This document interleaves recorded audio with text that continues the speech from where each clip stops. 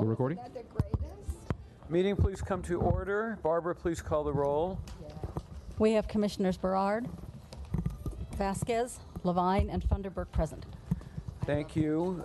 This proceeding is broadcast on Channel 35. The exact broadcast times can be found by contacting Channel 35. I have no opening remarks. General public comments are next. Let me announce procedurally where we are with all of this. We only have one general public comment.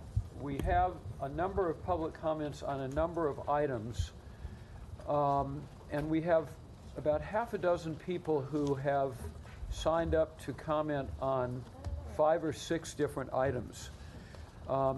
The rules that we follow here are the following, and so let me just lay them out so that people who have signed up for multiple items understand them. The Brown Act essentially governs the framework by which we hear public comment.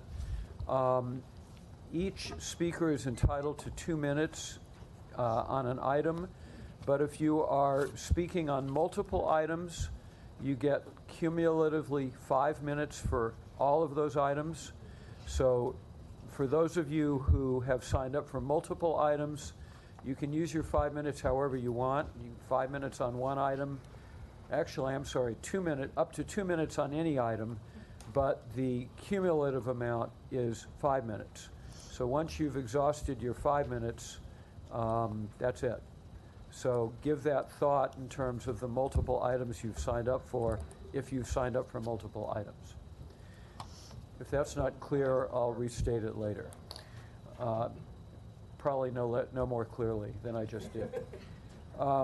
So, general public comments. We have one speaker. Barbara, you may call the speaker card.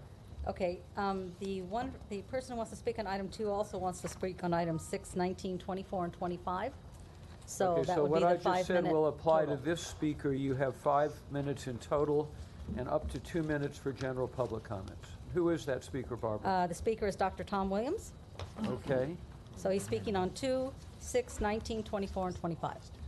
So Barbara, you keep track of this. Yes, I'll treat 5-minute time limit. Okay, do the easy ones first. Number 32. Don't use the desert groundwater. I've done groundwater in the Owens Valley and in the desert, and don't use it. We have enough water here. I only use 50 gallons per person per day. I only use 5 kilowatt hours per day for 1,000 square feet. So you might say you can conserve, and it's the cheapest power and water you can get. For the energy storage, this is a complicated issue. However, you need to think more with the other WP, that is Public Works, because right now they have 2 organizations under consultancy for doing the sewage system and membranes for the city of LA. The question is where to put a plant. Locate the batteries along with a DPR unit and sewage treatment someplace east of Fairfax, above 250-foot elevation, but not in Glendale. So it can be done. 40 years ago, I was part of the Monterey Bay wastewater treatment plan. Hey, for 1 year, 55-gallon samples, not one virus, under 40-year-old technology. What can we do today? Talk to Public Works. Oh, I'll sum up. For LA 32 Neighborhood Council, we need to have the Department of Water and Power provide us with adequate fire hydrant paint to remove graffiti and make the fire hydrants look nice. However, 2 years ago, we found and we demonstrated to DWP that the current paint doesn't stay. It goes yellow from the red. The red oxidizes and the paint is inadequate. you need to go over to the LA county's yellow-green paint and have it done available through the neighborhood councils so we can repaint the bloody fire hydrants that look so poor and is a symbol of BWP's maintenance. I don't know.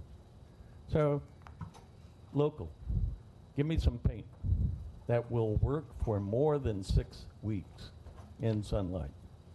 2, get energy storage, batteries, because you can't do recharge and recovery easily. Put those batteries at major users, and from your presentation, that is an issue. Get it distributed within the grid, not out in the desert, because within the grid, it's available when we have the next earthquake. Thank you. Thank you. General Manager. Thank you. I do have a few items today. The first is I'd like to introduce Brioni, who's our Director of Water Distribution, and he's filling in for Rich Harisick. We have hired some water managers, and I'd like Brionia to go ahead and introduce them to you today. All right. Good morning, Commissioners. We have a couple of new hires in the water system. One in particular is Mr. Andy Leonard, who is taking the place of Mr. Albert Gustellum, who is recently put in his papers for retirement. Mr. Andy Leonard will be over the water quality division, and I've known Andy a long time, so it's good to see him in that position. So congratulations, Andy Leonard. All right, second is Miss Evelyn Cortez Davis. She is going to be working directly under Dave Pettyjohn as the Assistant Director of Water Resources. Congratulations, Evelyn. All right. Third, we have Mr. Malad Tagavi, who will be working in our operations group over our maintenance and construction group. So congratulations. And then we have Mr. Alvin Batista, who will be working directly under me, which I'm very proud to say. He is going to be the engineer over water distribution. So congratulations, Mr. Alvin Batista. Mr. Dave Christensen. Mr. Dave Christensen is now the manager over project management and construction management over in our WETS group, Water Engineering and Technical Service. So congratulations, Mr. Christensen. And we also have Ms. Terry Koch, who is the water operations manager over the Owens Valley area, Bishop area. And she will be reporting directly to Mr. James Yonata. And those are the new appointments. Congratulations to you all. Congratulations to all of you on behalf of the entire board. I did have a couple other items. Last board meeting, we had a presentation on performance metrics and equity metrics, and then an item on the agenda and a board report. And there was a request that we present that information to the neighborhood councils. What staff has done is put together a PowerPoint which goes over performance and equity metrics, and I'd like to have them come present that to the board at our next meeting so that you know what we're presenting to all the neighborhood councils. So at the next meeting, we will have a presentation on performance and equity metrics, but it will really summarize the report that we had at the last meeting. Finally, just wanted to bring up the solar eclipse is coming. In the bond buyer, Moody's actually announced that they have what's called a credit positive, which is something that they look at our organization and say, you've done something right, which we believe maintains or enhances your credit quality, and it was the preparation for the eclipse. But in reality, we prepare for the loss of our renewables every day. You know, on a day like today, the sun can be like this over our major, or I should say the sun can't get through because it's like this to the level that it would on a completely sunny day. So we're every day planning to make sure that we can handle a loss of a significant amount of energy, be it renewable or a generator. So while we're very happy for the credit positive, staff does work every day to make sure that we have adequate resources to supply reliable power to our customers. So with that, I'm finished. That's reassuring. Thank you. We never doubted it. Comments from commissioners on agendized items and requests from commissioners relating to departmental operations. Commissioner Barad. Thank you. I would like to commend Sharon Grove, who is Director of Customer Relations for DWP. On several occasions, I've contacted Sharon because some of our ratepayers have had problems with their bills or having their power shut off or establishing payment plans or whatever. And Sharon is speedy. I get a response back within 48 hours. She really helps a lot, and I think this is the face of DWP now, and I just want to commend her for her work. She's really very effective, and I think people are very appreciative, and I'm very appreciative. Thank you. We'll make sure we get that message to her, and her primary assistant, George Raphael, is in the back. George, wave your hand. Oh, and so okay. a lot of that work is also performed by George and all the staff in customer service. Thank you. Other comments from commissioners? Ratepayer advocate. I'll have some brief comments on item 24. On others, if you have questions. Thank you. If council has no objection procedurally, I'd like to see if we could see which items can stay on the consent calendar now so that people who are here for later items, if they're not going to be voted on, can leave. No objection at all. Okay, so first of all, I'd like a motion to defer item 16, which staff would like deferred to a subsequent meeting. Is there a motion? So moved. Is it 16? Yeah, 16. Second. Those in favor? Aye. Okay, 16 is deferred. We have speaker cards for general agenda items 19, 24, 25, and 32. So those will be removed from the consent calendar. Do commissioners wish to remove 19, 24, 25, and 32? Do commissioners wish to remove any other items between items 12 and 31 from the consent calendar? Commissioner Barat. Thank you. Items 12 and 14, please.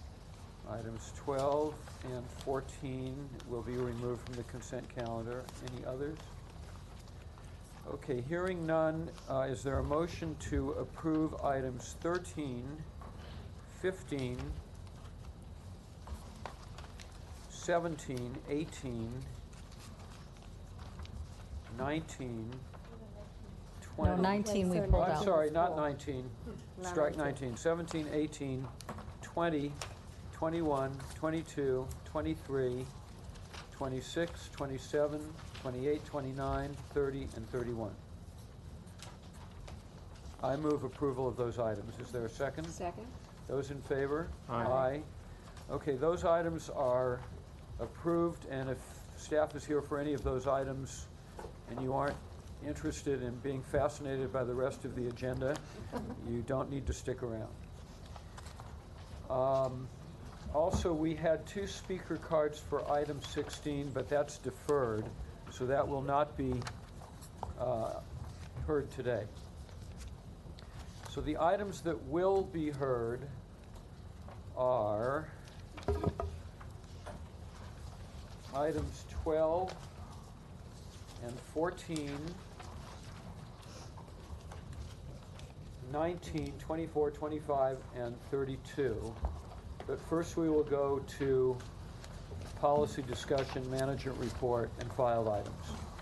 So policy discussion, item 6, energy storage targets. We have 8 speaker cards for item 6. And again, if you are among those who have chosen to speak on multiple items, and this is one of them, you'll have 2 minutes on this and a total of 5 minutes on all. Barbara, go ahead and call the speakers for item 6 before we hear the staff presentation. Okay, I do have 1 speaker card for 6 and just 7B. Did you want to speak on both of those now, Mr. Minalt? Just 6. Okay.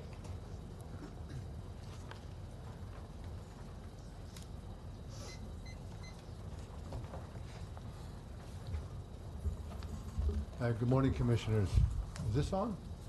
Yes. Okay, yeah, good.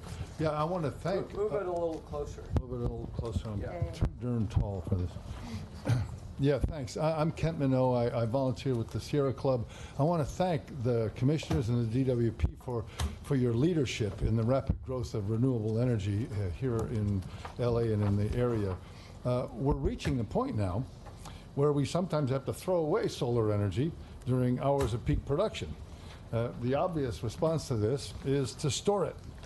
Mayor Garcetti urges you to procure the energy storage facilities to get to 100% clean energy. So let's not pay other utilities to take the excess power off our hands, store it, and sell it to us. Please follow the sustainability plan and build 1,750 megawatts of storage by 2023. Thank you so much. Thank you. Okay, I do have another speaker card. They want to speak on 6, 7, and 32. That's Marta Segura.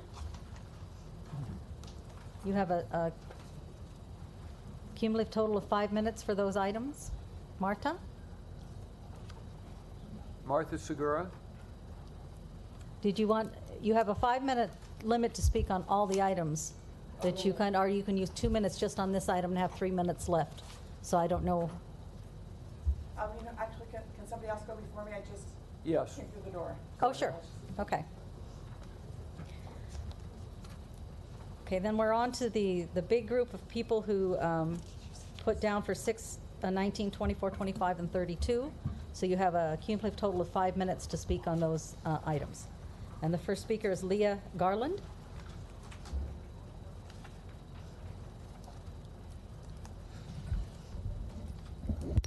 Good morning.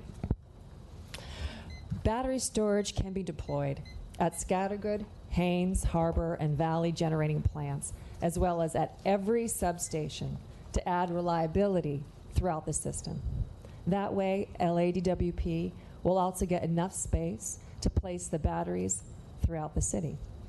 It is important to stop construction of any new fossil fuel infrastructure and then phase out the existing gas infrastructure. LADWP needs to acknowledge its role in global warming by bringing fracked gas that is being stored at dangerous SoCal gas facilities only to be burned in basin, polluting our air, warming our city, and harming its ratepayers.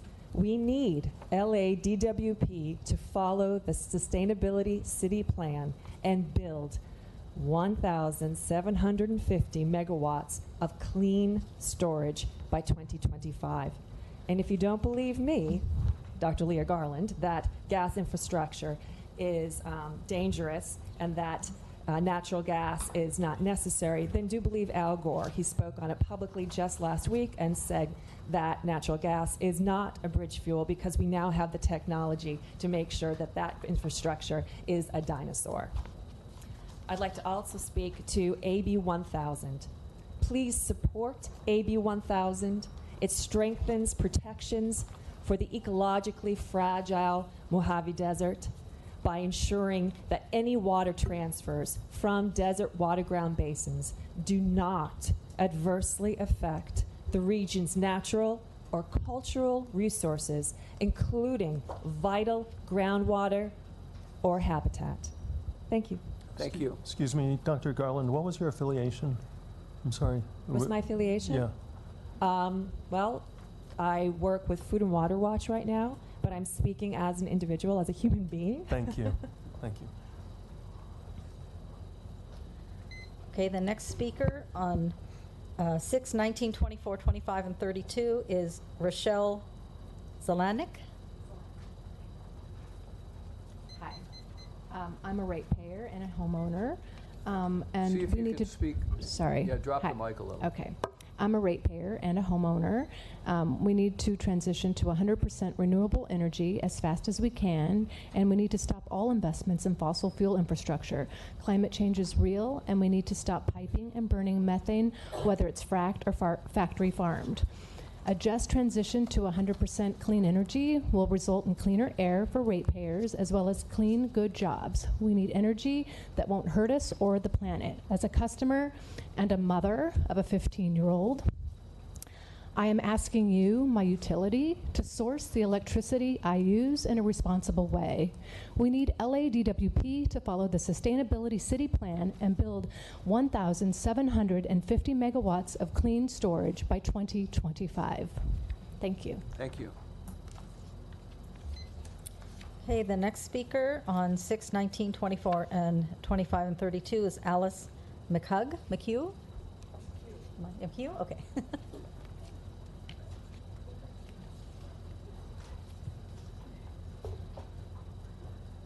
You're obviously not Irish. McHugh. I am a ratepayer. We like your green color. Right. I am a ratepayer and a real estate broker on West Side. LADWP should also consider allowing residential customers to have battery storage. The fact currently solar customers are not allowed to store energy but can get dirty generators at hardware stores is troubling and backward.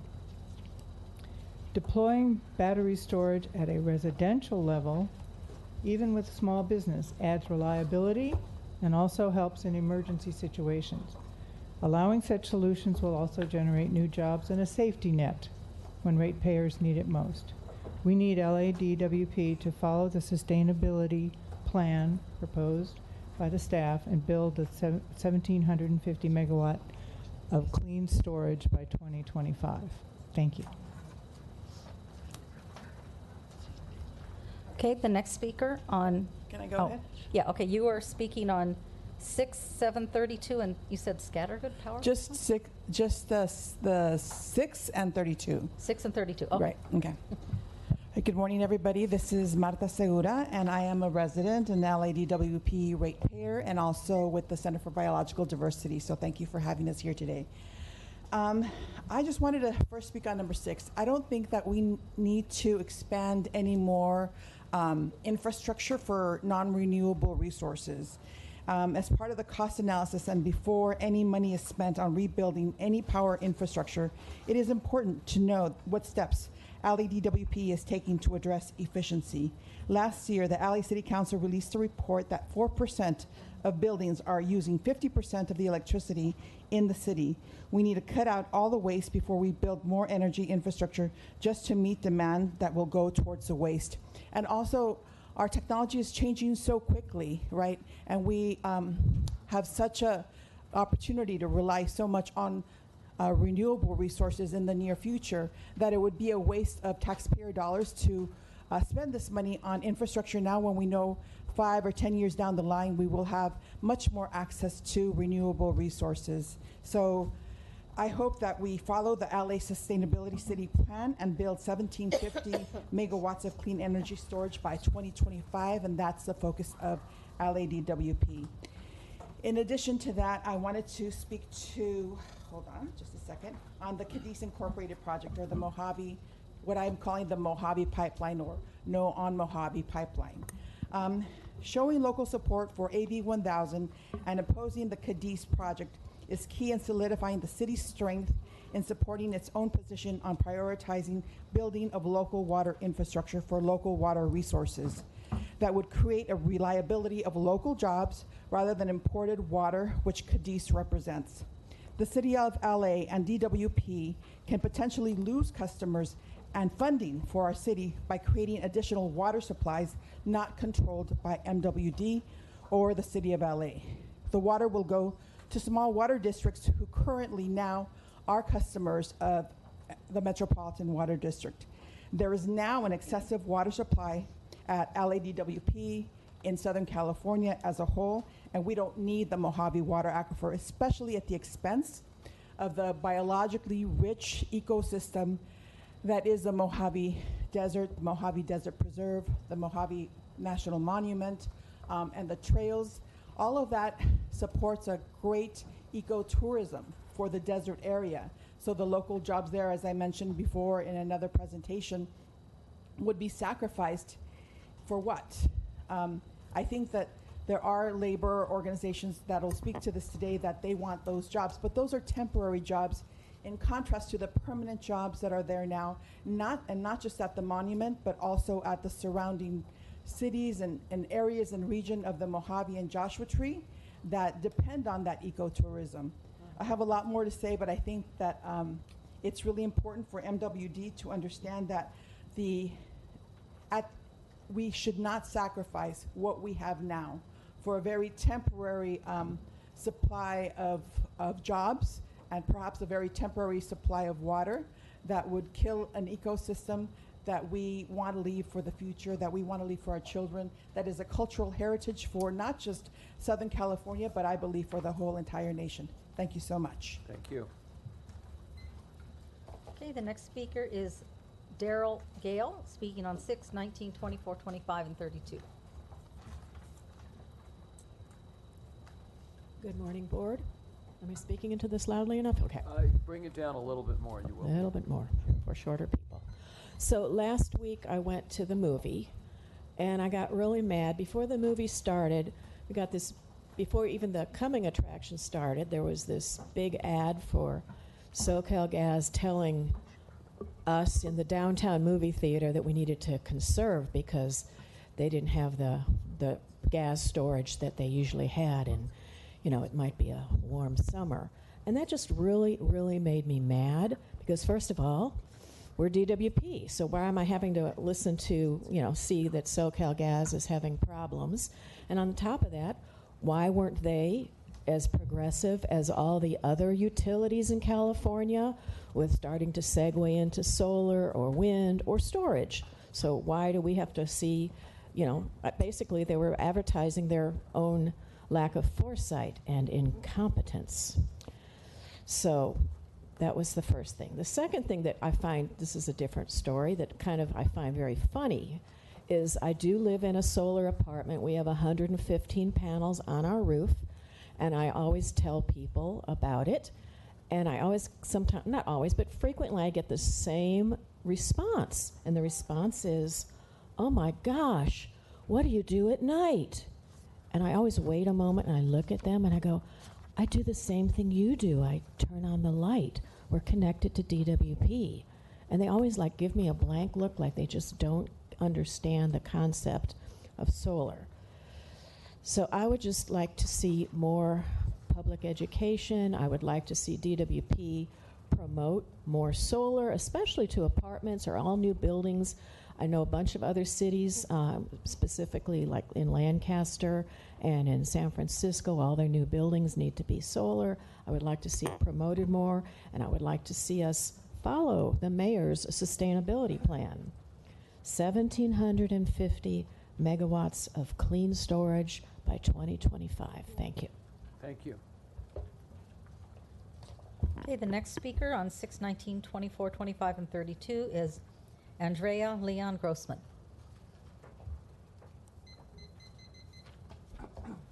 Good morning. Thank you for allowing me to speak this morning.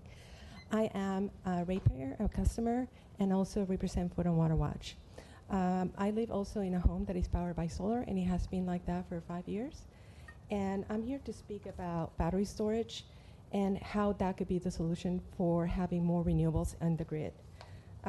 We sustain that the bridge to renewables is basically conserving the electricity that we have and spending it wisely. As someone already spoke to that fact, we have 4% of the buildings using 50% of the energy in the city, and we need to tackle that waste. Efficiency is the bridge to renewables. I had my home audited for energy efficiency, and it took about 3 months to get someone into my home. And I would hope that LADWP does a better job to tackle efficiency at a residential level and also at a business level. I do commend Major Eric Garcetti on his sustainability plan. As everyone has been pointing out, what we need is LADWP to follow the sustainability city plan and build 1,750 megawatts of clean energy storage by 2025. I'm also here to speak about AB 1000. Food and Water Watch supports that proposal. We need local water, and we need to make sure that we do everything we can to get off of imported water. And that maybe that means that we support gray water system and make sure that we fund those gray water systems that will also bring more green jobs into our city. And maybe we also spend more money capturing rainwater, and that also will bring more green jobs into our city. So I hope that LEDWP listens to our ratepayers and customers like me and everyone who's here to testify to that fact. Thank you so much. Thank you. Okay, the next speaker is Faith Mira for 6/19, 24, 25, and 32. Hi, my name is Faith Myra, and I am affiliated with Food and Water Watch. So first, I want to talk about battery storage. Tesla and Southern California Edison have brought online one of the largest lithium-ion energy storage systems in the world. The 20-megawatt system in Ontario, California comprises of 396 Tesla power packs and can store up to 80 megawatts an hour of energy. The project was built in 88 days and is the result of a fast-track solicitation by SCE to address the potential reliability issues resulting from the closure of Aliso Canyon gas storage facility. Since this project was built, the cost of batteries has continued to plummet. Personally, as a ratepayer and a resident of the city of Los Angeles that lives near the Playa del Rey gas storage facility and seeing what is still happening to the residents near the Aliso Canyon facility, I would hope that the LEDWP would take my safety into concern when there's very real evidence that battery storage can be a solution and more realistic now. We need LEDWP to follow the city's sustainability plan and build 1,750 megawatts of clean storage by 2025. Thank you. Okay, the next speaker is Reed Heisley Shellaby for 6/19, 24, 25, and 32. Morning. I'm a resident of Los Angeles and a ratepayer.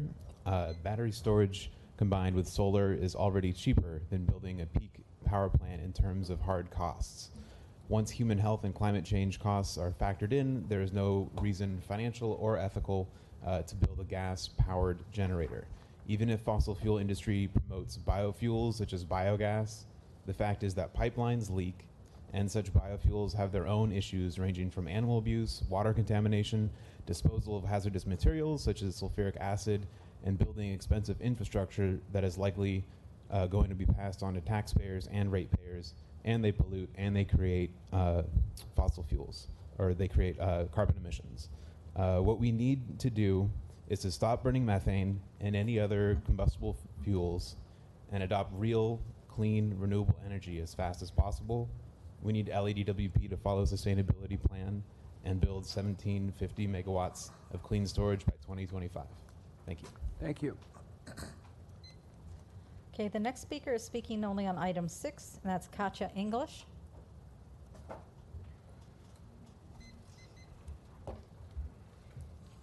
Hello, Commissioners. Thank you. My name is Katya English. I'm an organizer with the Sierra Club and a ratepayer and resident of Los Angeles. And I would like to thank you, first of all, for the update and exciting progress on energy storage. And I want to just share a little anecdote. I work with a lot of youth in the San Fernando Valley, and it came to my attention through my organizing that they have been experiencing a lot of blackouts. And we have just been talking about climate justice and how there's this false choice between either their air quality and the high rates of asthma that they experience in some of the worst air quality is in our air basin in the San Fernando Valley, or having the lights on. And there shouldn't be, this is not a real choice. This is not a choice people should have to make. And so I'm here to thank you for the progress on energy storage. And I want to urge two things. First, how are you using energy storage to avoid new gas plants and to make strategic investments so that we are not building new gas plants that will poison these communities? And two, how are you using energy storage to enhance reliability and resiliency? so that instead of building a new gas plant, we can come in and build energy storage that will both prevent these blackouts and put folks at risk from extreme heat on the front lines where climate change is most impacting folks in Los Angeles. So increase reliability and also uplift these communities with the opportunities that building new energy storage facilities can bring. So thank you. I encourage you to keep going and to think about these questions. Thank you. Okay, the next speaker is Connor Everett.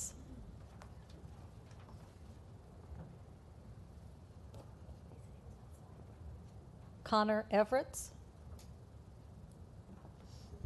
I think they said he was outside in the lobby. There he is.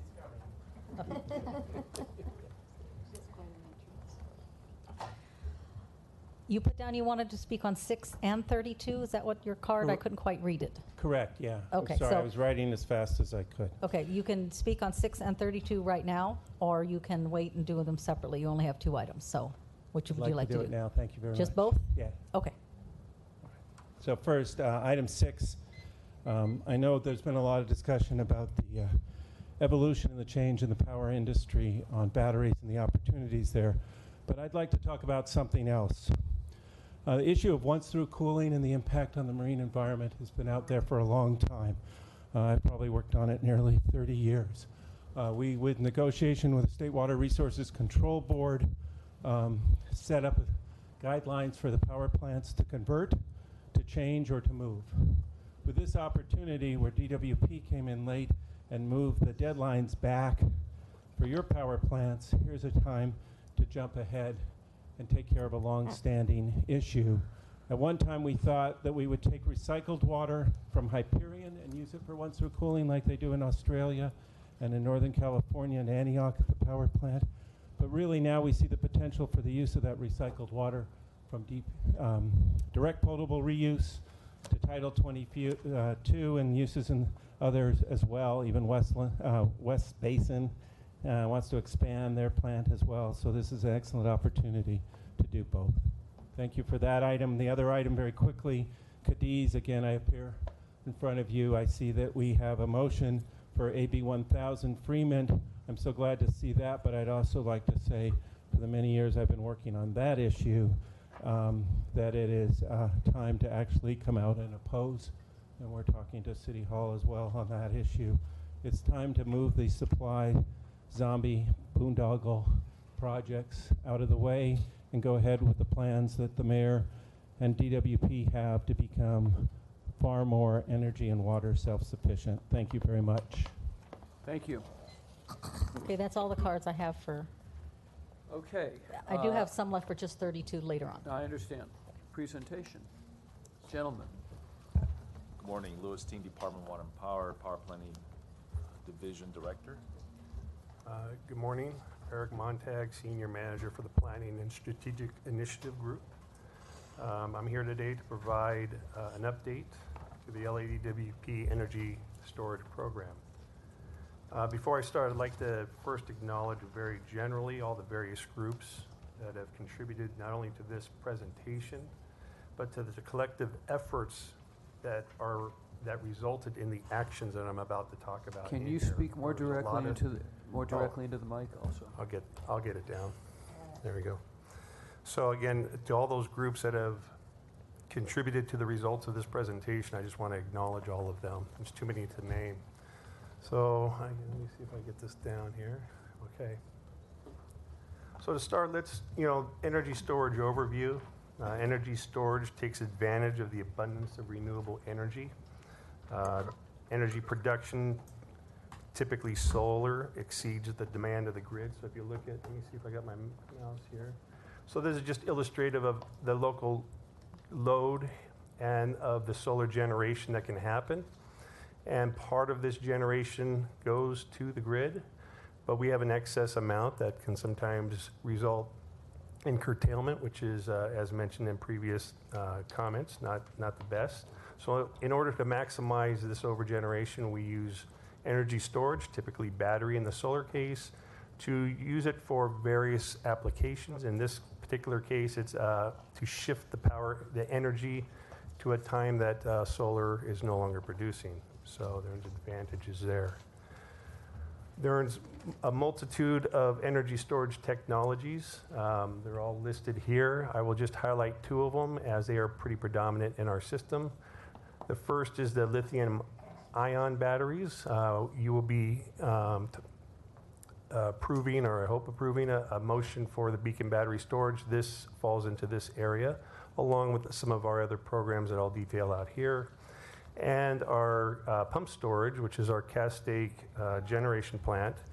Now, I highlight this one because the important takeaway about Castaic is that this resource alone provides 1,200 megawatts as part of the Mayor's Sustainability Program of 1,750 megawatts. This one plant by itself. So energy storage can be lumped into two applications generally. One's a power optimization, the other is an energy optimization. You can look at these as sort of a racehorse and a mule, if you will. One is very quick and responsive, but it's very short duration. So this type of application augments volatility in our renewable, frequency, support, voltage support. And the energy optimization, this is more to, this is more the energy optimization footprint of what this application does. It's to extend energy duration and shift. Now, the energy optimization, one example of that is this Beacon Battery Energy Storage project. Again, this is a quick power, 20 megawatts, half hour, flexible reserve, system balancing, responsive to renewable energy. This is being built out at our Beacon, or will be built once we get the hopeful approval, out at our Beacon facility, solar facility out there. You can put it in perspective to the size of the Beacon site. The green represents roughly the size of the 20 megawatt system. Excuse me? Yes. How many megawatts of solar do we have out at Beacon? We have, Beacon site itself is about 250. We got Springbok connected into the station. That's about another 250. So a total of 500. About 590. Out in that area too, we have another couple interconnectors that Recurrent down by Barron Ridge. So that general area, about 590, 570, 590. I'm sorry, follow-up question. And if this project is built, how much energy storage could we store? How much energy storage can we store? How much energy can we store? Again, this is a 20 megawatt for a half hour, so depending on how you slice the time duration, we can expel 20 megawatts in a half hour with the inverters that we bought for this station, or this project. Okay. I like the questions as they come, that's good. Sorry, fine question. So there was comment about, okay, here we go. So the battery prices are going down, and what I've done here is I'm demonstrating the trend, but also I'm kind of outlining where Beacon fits in terms of this trend. Again, the two trends, the green line is the power short-term quick response. The brown or gray is the longer-term 4-hour kind of duration. Beacon, it falls on the line of the green line. And the bid that we got in for that year fits just below that line, which we find quite reassuring. All right, so this whole presentation stems from Assembly Bill 2514. This requires LADWP to set up its own energy storage targets. We reported to the CEC, the California Energy Commission, the adoption of these targets in October 2014. And this Assembly Bill requires a reevaluation of energy storage targets at least once every 3 years. The first target date was December 31st, 2016, with a second target date of December 31st, 2021. And that's outlined here. So back in 2014, the board approved these targets of 2016 and 2021. They were broken down at the time of what we knew in all these different buckets of generation, transmission, and distribution, as well as customer load. The total was 178. This update today, we're keeping at 178, but we kind of redistributed the buckets based off of a reevaluation of timing and reduced risk to the ratepayer. Excuse me, one sec. So you said that Castaic is 1,200 already. That's right. And, but I thought that we voted at some point in the past 4 years to upgrade Castaic, and we put, I don't want to make it seem like Castaic is just there and it's always there and it doesn't need to be invested in. My understanding is that the maintenance that we voted for allowed Castaic to have get up to an additional 500 megawatts in capacity or something. I don't remember the numbers, but it was a significant amount of what the total was.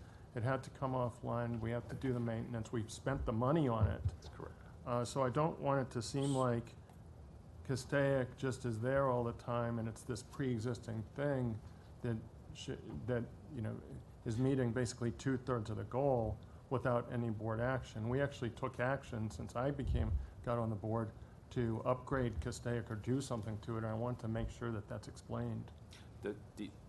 Louis Ting here. So if I can focus your attention on the 2016 target, the 21 megawatts under the generation, that was the accounted for Castaic efficiency gains. That's not the total gain because we took the nameplate of the original Castaic and then we compared to what's after redevelopment. So over the years since 1970s when we built the Castaic plant, the rating actually started to decrease because of the aging and just like the typical, like any kind of machinery, it decreases its capacity. But we increased so much that we increased actually over 21 over the original nameplate. So we accounted for a lot more than 21. I don't have the number with me, I can get back to you on that. But we increased the efficiency of Castaic by about 21 megawatts from the original nameplate. Yes, you're absolutely right, all the projects are done. We're finishing up the automation part of the Castaic, and now we're just going through the maintenance cycles for Castaic units, and we did increase substantial amount of capacity from the as-founded basis when we started to do the redevelopment project about 10 years ago. But if the maintenance weren't done, then we would have lost hundreds of megawatts, right? It was substantial, absolutely. That's what my point is. It's not, Yes. we're not dealing with 10, 20, but we actually are dealing with hundreds of megawatts that were at stake, and the investment kept that from You're being- absolutely correct. Okay, thank you. Okay, so moving on. We threw this out just for comparison's sake. This is from a 2017 PUC document decision. It just details out the procurement targets of various utilities on the top, and at the bottom it details out relative to peak loads for 2015. How do those targets mesh up? And DWP is right in line with all the rest, second from the top. Okay. So some of our energy storage achievements, you've heard about a lot of these. Some of this has been some board action. The Fire Station 28. This is emergency backup and demand response. We got the LaCrettes. We've got future smart grid regional demonstration. And overall, LADWP has connected 247 kilowatts of battery storage at various customer sites. We've also installed 9 megawatts of thermal energy storage at USC and UCLA.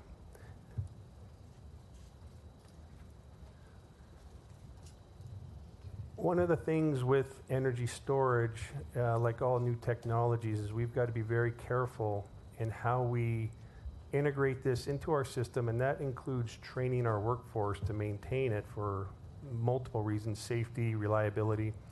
So at our Truesdale Training Center, we have 3 different battery units, as detailed here, and this is basically for testing, evaluation, and also mostly training of linemen coming in, electrical service people using these systems or working with these systems. Okay, there we go. So looking forward, we have some planned energy storage projects at the JFB here, John Ferraro Building. We have some outlined at one of our distributing stations. We also partnership with the LA Zoo, as well as the Department of Recreation and Parks. And finally, we are developing their distributed energy resource integration pilot program that incorporates energy storage, solar, electric vehicle, demand response. What this pilot program will do, it will help us to understand it, how they all integrate, develop standards and protocols, and help us with the overall policy looking forward. The goal is to align LADWP's system needs with the customer goals and desires.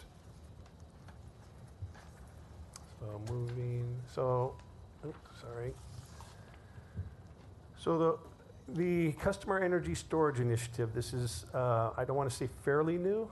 We have been providing, we have 11 customers with over 247 kilowatts of energy storage, but this is essentially backup and peak shaving. So the state, basically this program is a state-sponsored rebate program. It provides $560 million budget through 2019. Currently, and I think this number fluctuates, I have 175, but DWP has about well over 100 applicants to process through. Now, this program, because it's behind the meter, it does provide some challenges that we've had to work through. Just to give you a quick history, this was first brought to us in 2016. LADWP reached out to Solar City, which now is Tesla, SMA Sunny Boy, and Solar Max. These are solar vendors. And we were looking to buy their respective battery systems. And the purpose of that was to evaluate and test these systems and help facilitate an approval process for this type of system. We were able to get 2 of 3 of those. Solar City did not sell us one. They did not choose to participate. Both vendors that did participate, though, we have approved systems for as of today. Excuse me? Yes. When you did your evaluation, did you look at the recyclability of lithium-ion batteries? Sir, I don't know. I can look into that question. I know that what they were mostly focused on was safety. You're talking disconnects and how we kind of monitor this behind the meter. Right. So I believe the whole entire industry is looking at, just like when solar was first adopted, that the industry was looking at a solution, overall solution for recyclability and also for secondary market uses. So right now we have identified some potential secondary markets that people are taking the used batteries as a secondary market for backups, for EV charging, for home use. And there are companies out there we're working with through LACI, LaCretz, and there's opportunity out there for secondary markets. And recyclability, that's part of the initiative that we're going to be looking at along with industries, along with LACI companies. When any alternative analysis is done, and I'm going to be requesting one at the end of this and after public comment, I would like to make sure that recyclability is included in alternatives analysis that are done. I think it's important. It's something that people don't necessarily want to talk about right now, and I think that it just needs to be factored in, taken into account, and then move forward. This is an important policy. It's important that we do it right, but I would appreciate that.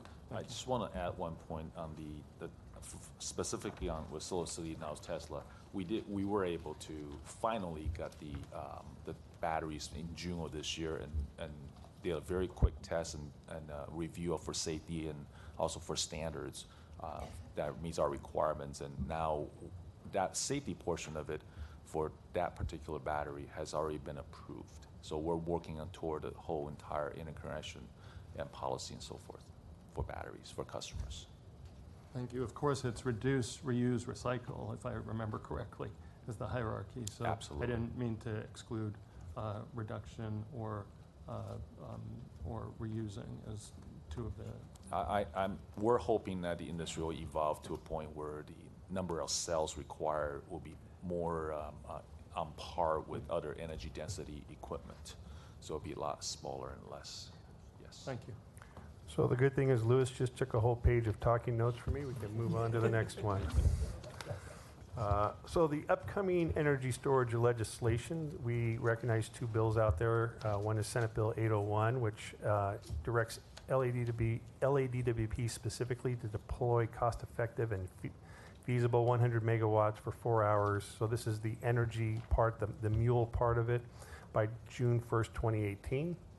And proposed Senate Bill 700, which again directs public-owned utilities to provide an incentive for customer-owned energy storage systems.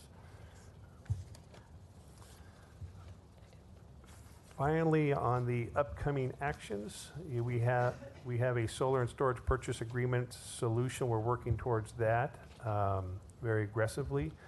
August 15th today, we have the Beacon Energy Storage Project going to you. And in September, LADWP will file with the CEC. They'll report on an update based off of the numbers we provided today.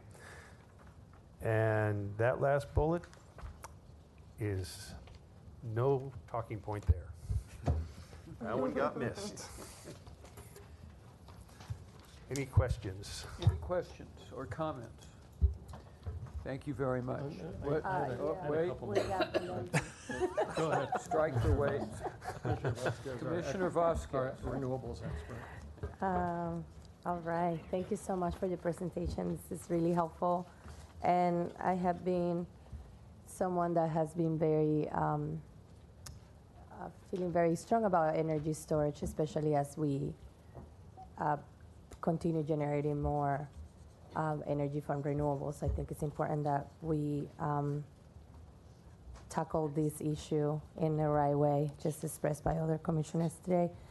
One of the things that I wanted to ask is, in this presentation, it's pretty general and it's definitely very useful. I want to see more of like the local, like storage plans. So I think I was having maybe a conversation with you, Mr. Montes, about energy storage. And one of the things that, the way that I see energy storage functioning also is as a way to provide a better a service to our customers in a way that in the event that we have a blackout, they are, reliant and they, have their own system. So I would like to see maybe how that's really going to be integrated on this plan. So how in a residential way, how are we really utilizing energy storage as a way to even become a little more energy independent in a way. The other thing that I want to see is I would like to hear a little more about how are the equity metrics are really embedded in the planning of energy storage, and how are we also providing this service to folks that are traditionally, in vulnerable communities or in low-income communities, and how they can also, benefit from that. I'm especially interested on residential storage and how this is really gonna add up to the numbers. And I know that not long ago, I went to visit one of our generating stations, and I know the physics sometimes doesn't work with what we want to do, but I wonder if with today's technology we can maybe see more of that. And I'm still curious about how we can per se utilize Scattergood or Haynes, for example, to turn them into a energy storage facility as we also continue generating more in-basin solar, residential solar from customers. Let's see if I have anything else here. Customer side storage. And I want to see maybe innovative. I have not really looked at other countries and how they utilize their storage on residential, but I think it's really important and just to uplift also the goals of the mayor and the sustainability plan and how we can really bring more energy storage to residents And let's not forget, again, the econometrics and also residents such renters and affordable housing. Thank you. Thank you. Thanks. I had a couple of questions. Thank you. First, thank you for the very thorough presentation. It's Louis in particular, I've worked with, not personally, but I've been in several meetings with Louis. Louis is a credit to the organization, as is everyone in his group. But Rayco, is Rayco here? Yeah. Rayco, he's gone the extra mile in responding to requests, not from me, but from, more important, from the elderly person on fixed income in the valley living on a Social Security check, whose DWP bill went up by $20, and she can't make it on that. Who's in multifamily housing in the West Valley, an area that people don't associate always with equity, but equity applies nonetheless to people who are in the more visible, underserved communities in Pacoima, in East LA, South LA, Watts, Panorama City, et cetera. So, Louis, thank you for your work, and keep it up. I have a couple of questions. Members of the public raised this goal that the mayor has in the sustainability plan of 1,750 megawatts. And I think we'd be remiss as a commission not to at least ask, where is the delta between where's the delta and how is it going to happen between the 178 that's mandated by the state on top of the 1,200 or so at Castaic, if I remember correctly. There's still a difference of at least 300 megawatts there alone just to meet the mayor's sustainability plan goals by 2025. Now, I know that this is a 2021 plan and we have different dates, staggers, et cetera, but is there a plan for meeting the 2025 goal of 1,750? Commissioner, first of all, thank you for the kudos, and it's definitely teamwork. We cannot do without a team on leadership, all the way to my staff. Part of the delta we're looking at, and this is part of the IRP goal also, is that we are to procure by 2025 another 404 on top of all of this. So 404, it's our target. So if you add that up, it's more than 1,750. However, we're looking beyond that because as we start looking at the grid's needs, overall the grid, what we have is that additional megawatts of storage is needed where the renewables are going to be located. So additional renewables that we will start procuring to reach the 50%. We're at about 29% last year. We're going to reach over 30% this year, potentially. We will be needing additional storage where the sources of renewables are. So that is the key. And we're also looking at distributing station. To answer your question really quick, Commissioner Vasquez, is that we're looking at distribution level for resiliency. So and what? I'm sorry. For resiliency. So in the event that a feeder is out, there's a battery connected to it or something connected to our feeders or locally closer to the residents, it's not just serving one residence where it's behind the meter. We potentially can serve multiple residents on the same line, same circuit. So those are all the pilot programs we're looking at this point. We're also looking at, as you can see, the prices of energy storage is continuing to drop, and we're taking advantage of that and looking at the future and working with the ratepayer advocates and get his opinion on some of these potential cost effectiveness. These are all what we're looking at. In solar, prices dropped faster than forecast, even from the time that I got onto the commission. In 2013, we were projecting, when we were making deals both on utility scale, which at that time I think a great deal was 7 or 8 cents a kilowatt hour, and I have to hand it to Fred Pickle. He was always telling me, just look at this bill. It actually can be much lower, and sure enough, it did go lower, and I think that the staff knew that. But is there a possibility that energy storage prices will be dropping much faster than we're projecting? And are our projections kind of backward looking in terms of what the previous price trends are than what other renewables trends have been, to factor in that they might drop faster rather than slower? And you're right on point, because we already seen just this year alone, the price has dropped below our expectations.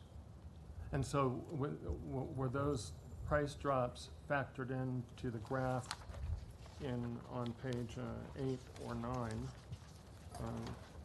of the, not page 8 or 9, but this is an industry average. What we actually see in, for example, the Beacon Energy Storage, which is one page of 6. Yes. I'm sorry. Yeah, I'm looking at page 6, the Yeah. one with the horse and the mule. Yep.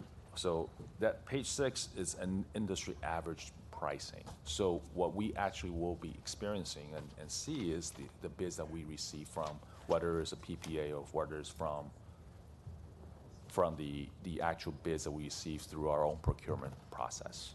Right. Yeah. And so we have seen the industry trend is continue to drop, and it's actually below some of the expectation that we set last year. Mm-hmm. Yes. Well, that was page 6. Could we turn back to page 8 again, please? Yeah. So I actually have a concern about design and going forward that I'd just like staff to take into consideration. I'm sure that you have the experts to check this out.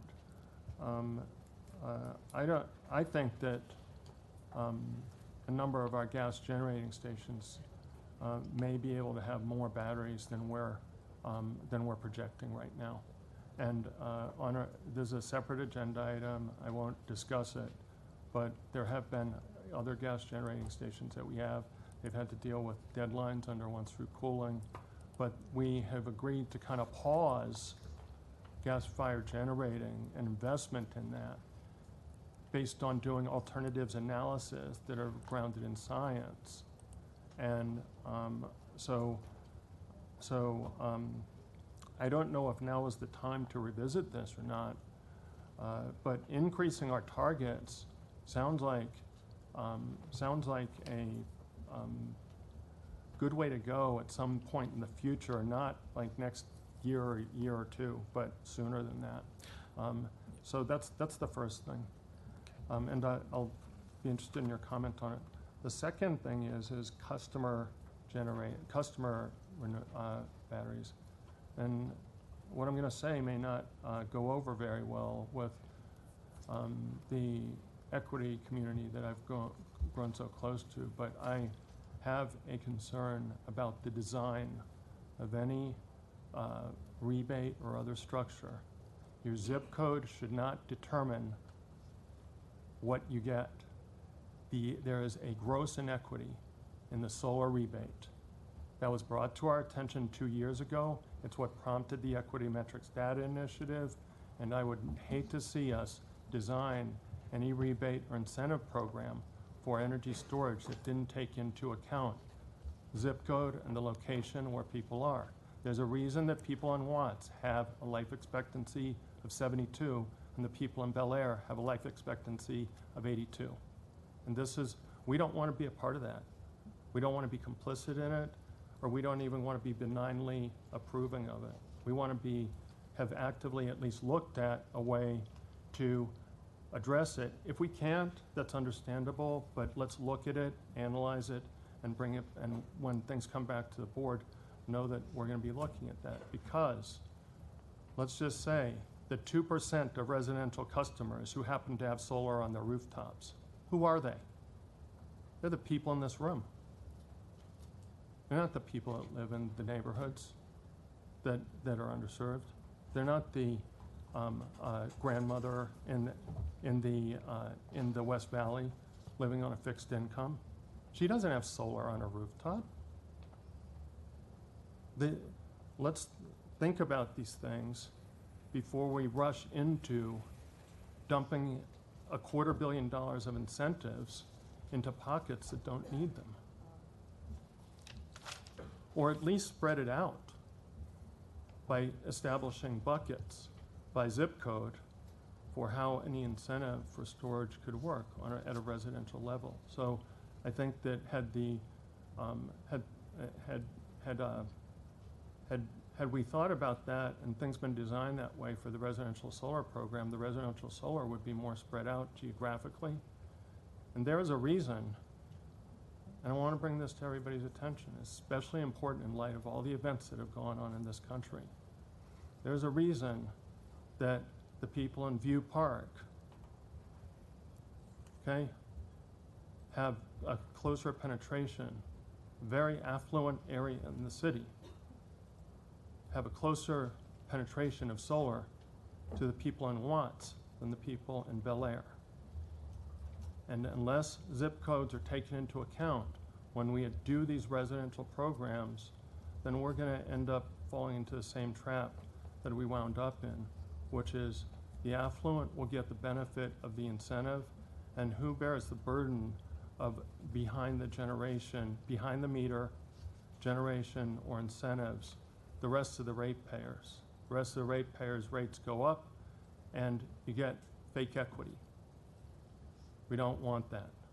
So I think that everybody in the renewable community, if they can just bear with me, at least, and I don't know if the other commissioners believe this, bear with us as we work through and drill down and get the data and do the studies. It's not to delay, it's so that things are done right and not done super hastily. So I'm all for making things happen. I'm all for meeting the mayor's targets. The mayor set a target out there. If we can exceed it, all the better.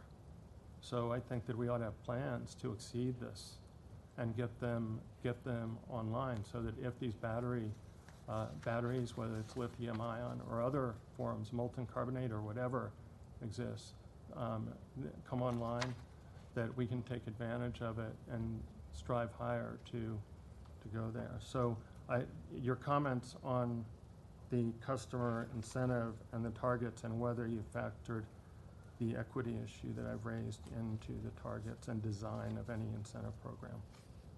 Do you have any comments on that? So the incentive program that was mentioned is the self-generation incentive program from the state. That is applied directly by the state, through the state program, is through their CPUC website. So those rebates are not regulated or controlled by the city. So we have no control of that. So the customers of Los Angeles and anywhere else in California can apply for that. Can we make the rebates available up to a certain amount to different zip codes and do them by buckets? Or by neighborhood council, or by something that at least geographically spreads out this benefit? We actually work with the state and also with SoCal Gas Company, who's funding some of these SGIP through the state. Toward the end of the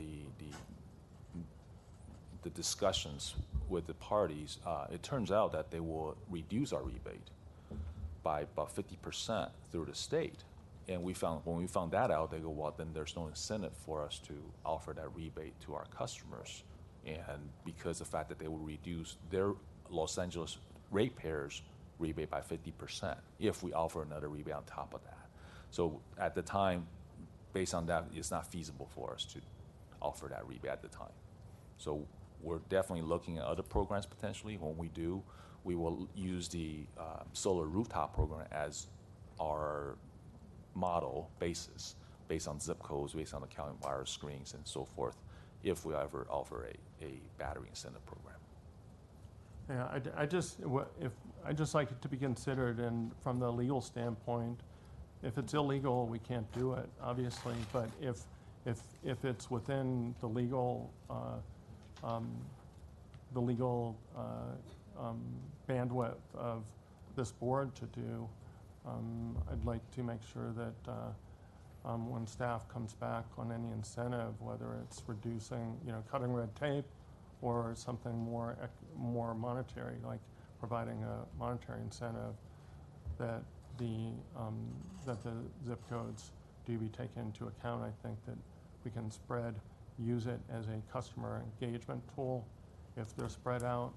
And I think that also the benefits won't be concentrated in the areas that could otherwise afford, a Tesla model battery versus the other 95% of the city or 90% of the city that probably couldn't.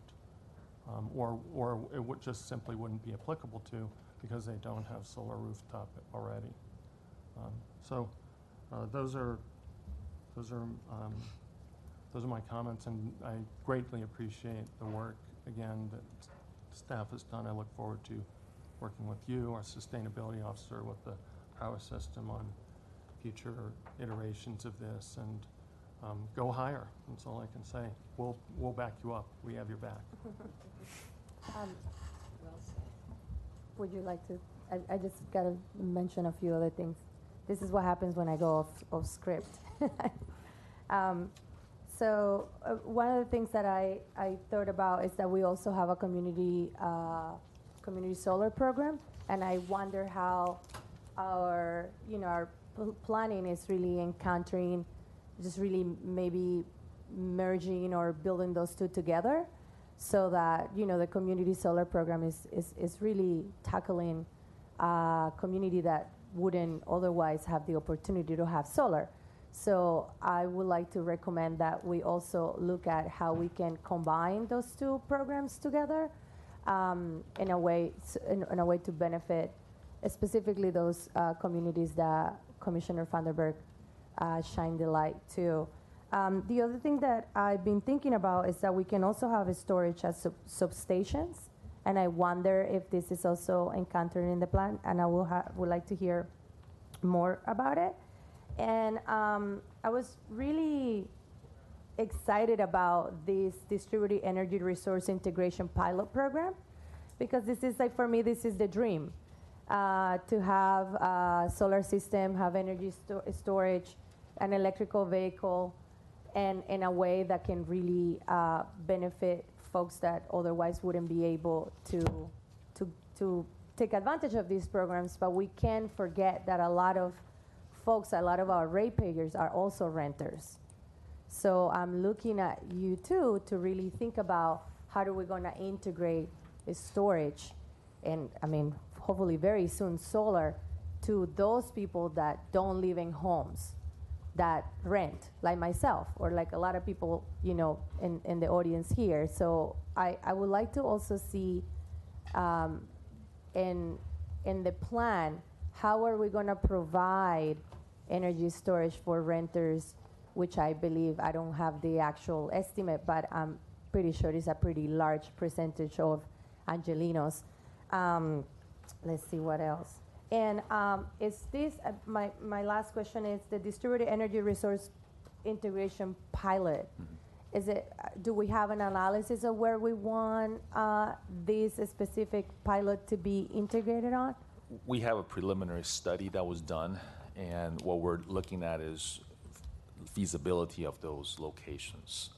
We're targeting some of the areas that are already what we call the low-hanging fruits, as far as we're looking at all the different residential and also commercial customers. And so we're talking about small residential to medium to large customers. We're looking at all the different areas within the city to start a pilot. So those are some of the criteria we're looking at. And not per se residential? I'm sorry? Not per se residential, you just mentioned large or medium? So when I'm talking about large residential, I'm talking about renters, excuse me. Okay. So multifamily. Multifamily. Yeah, because I just want to flag that sometimes the low-hanging fruit for renewables are not per se the people most affected by climate change, or that they have the most solar potential, for example. So I would like to definitely see more of how that's really going to play out for the everyday resident of LA and our ratepayers, and how we can integrate all these programs that we already kind of have, and together with energy storage.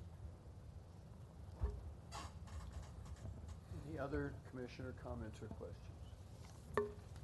Thank you very, very much. Over here. Oh, wait. Yes. Thank you. I'd just like to make a few comments. One of the members of the audience commented on the overgeneration. California, about 80% of the state is served by the California Independent System Operator. They've had a significant amount of overgeneration, 310,000 megawatt hours this year. That's in curtailment. That's in addition to what they've either sold very cheaply to our neighboring states or even paid them to take. So that was part of the basis of LA joining the energy imbalance market, so we can take advantage of that for our ratepayers. But more importantly is because we have Castaic, that is the jewel of our resources. So LA DWP is not seeing the same overgeneration problem that the rest of the state is currently experiencing. Number two, reliability absolutely will always have to be number one consideration, and that includes regulatory requirements with the North American Electric Reliability Corporation on how we operate our grid. So we have, in many cases, a 100-year-old system or significantly aging infrastructure. When you put battery storage on, that is another load. So there are areas in our system that are already constrained with transmission. So, you know, it's not a one-size-fits-all that you can just do it. It requires careful analysis and ensuring that that data and analysis is driving our recommendations and our decisions that we bring forward to you. We want to make sure that we understand those impacts so that LA doesn't end up having the unintended consequences that we're seeing in some of the other areas. So that is part of the reason with residential energy storage, the systems we're getting, it's important that we get it right the first time, that we understand the reliability impact, that we protect the safety of not only our employees, but the public in general that could be impacted by this. So we need to understand the technical side as well as policy side. And we don't have to have all of that done. The policy side, meaning the rate tariff, et cetera, can come later, which may require some adjustments for our customers if we get them interconnected quickly, because we want them interconnected very, as quickly as we can safely do so. But that may require some future adjustments after the interconnection. So we want to make sure our customers understand that as we move forward. Thank you. Thank you. Thank you. Management report, item 7, lead sampling of K-12 schools update. And I do have one speaker card for this one. Let's hear from the one public speaker before the presentation. Okay, the speaker is Kent Minalt.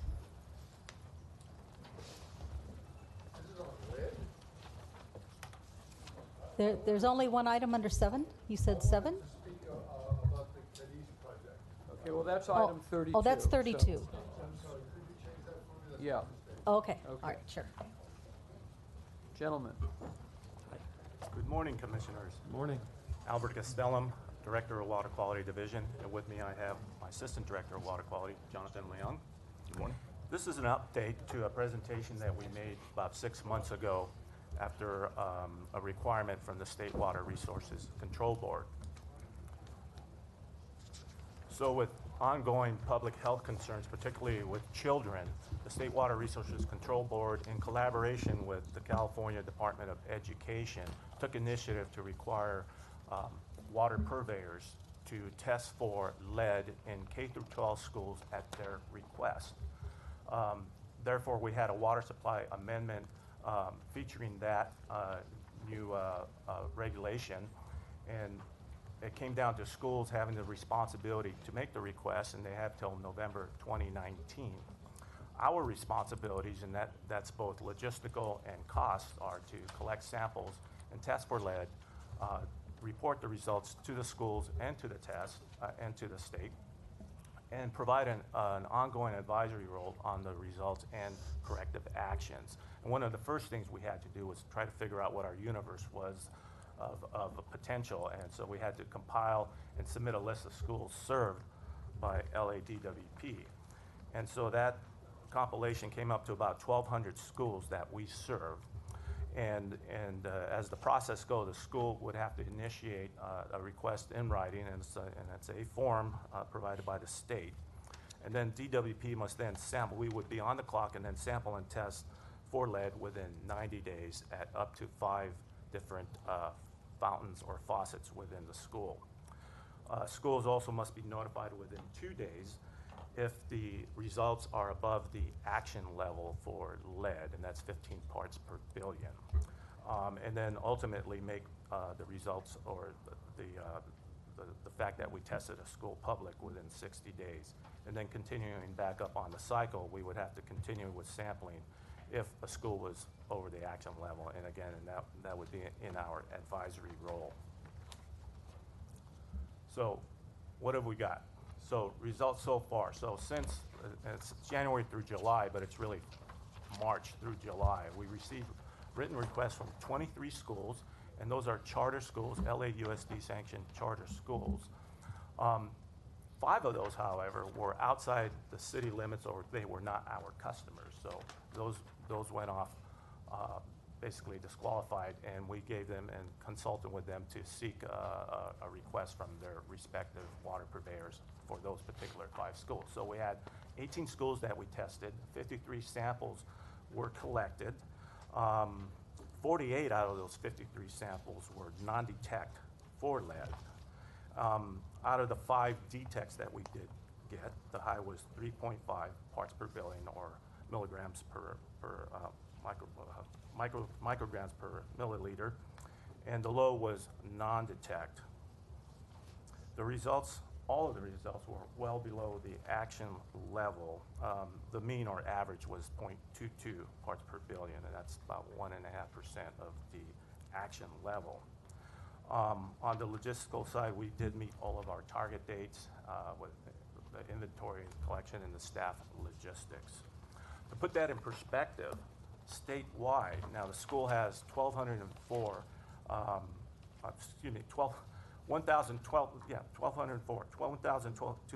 schools, and out of those schools that reported or requested testing, so 1,200 out of their world of 13,000 schools. So 13,000 schools statewide, only 1,200 have requested testing. In LA County alone, 117 made requests, and 18 of those were ours.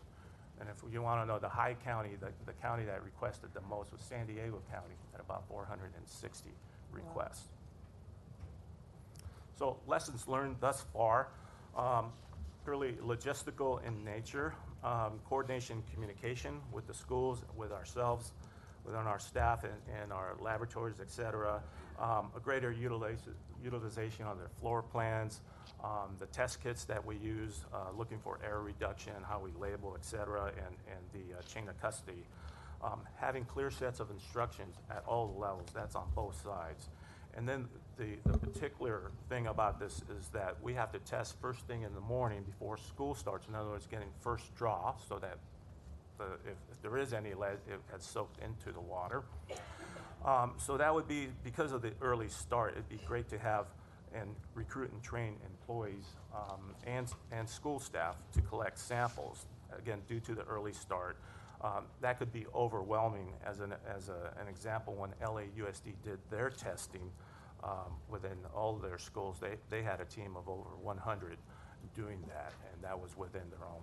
Excuse me, testing. Albert. I missed what you said in terms of how many other school districts had actually detections over the action level around the state. That, like, has this data been submitted? And data has been submitted, but they did not publish that part. All they are you published aware how you seem to say that the data that LADWP collected at LAUSD schools within its territory were at least as good, if not better than, which I would expect, below because action of levels, the attention that you all pay to water chemistry, which actually is actually the main thing that water chemistry can impact the corrosion of pipes beyond the meter over which LADWP has absolutely no control. So I wanted to know how we compare to. I don't have a comparison to that. I'm just utilizing what's available right now on the public website, on the State Water Board website. But we can look into that to see Can whether you that ask would the State Water Board for the data, and if it's not too much, just I'd like to see Will do. Sure. where LADWP service schools compare around the state. Will do. Thanks. I have a question. Yeah. Sure, Commissioner. I'm not finished, but I'll reserve my speech. It's the school responsibility to request the testing.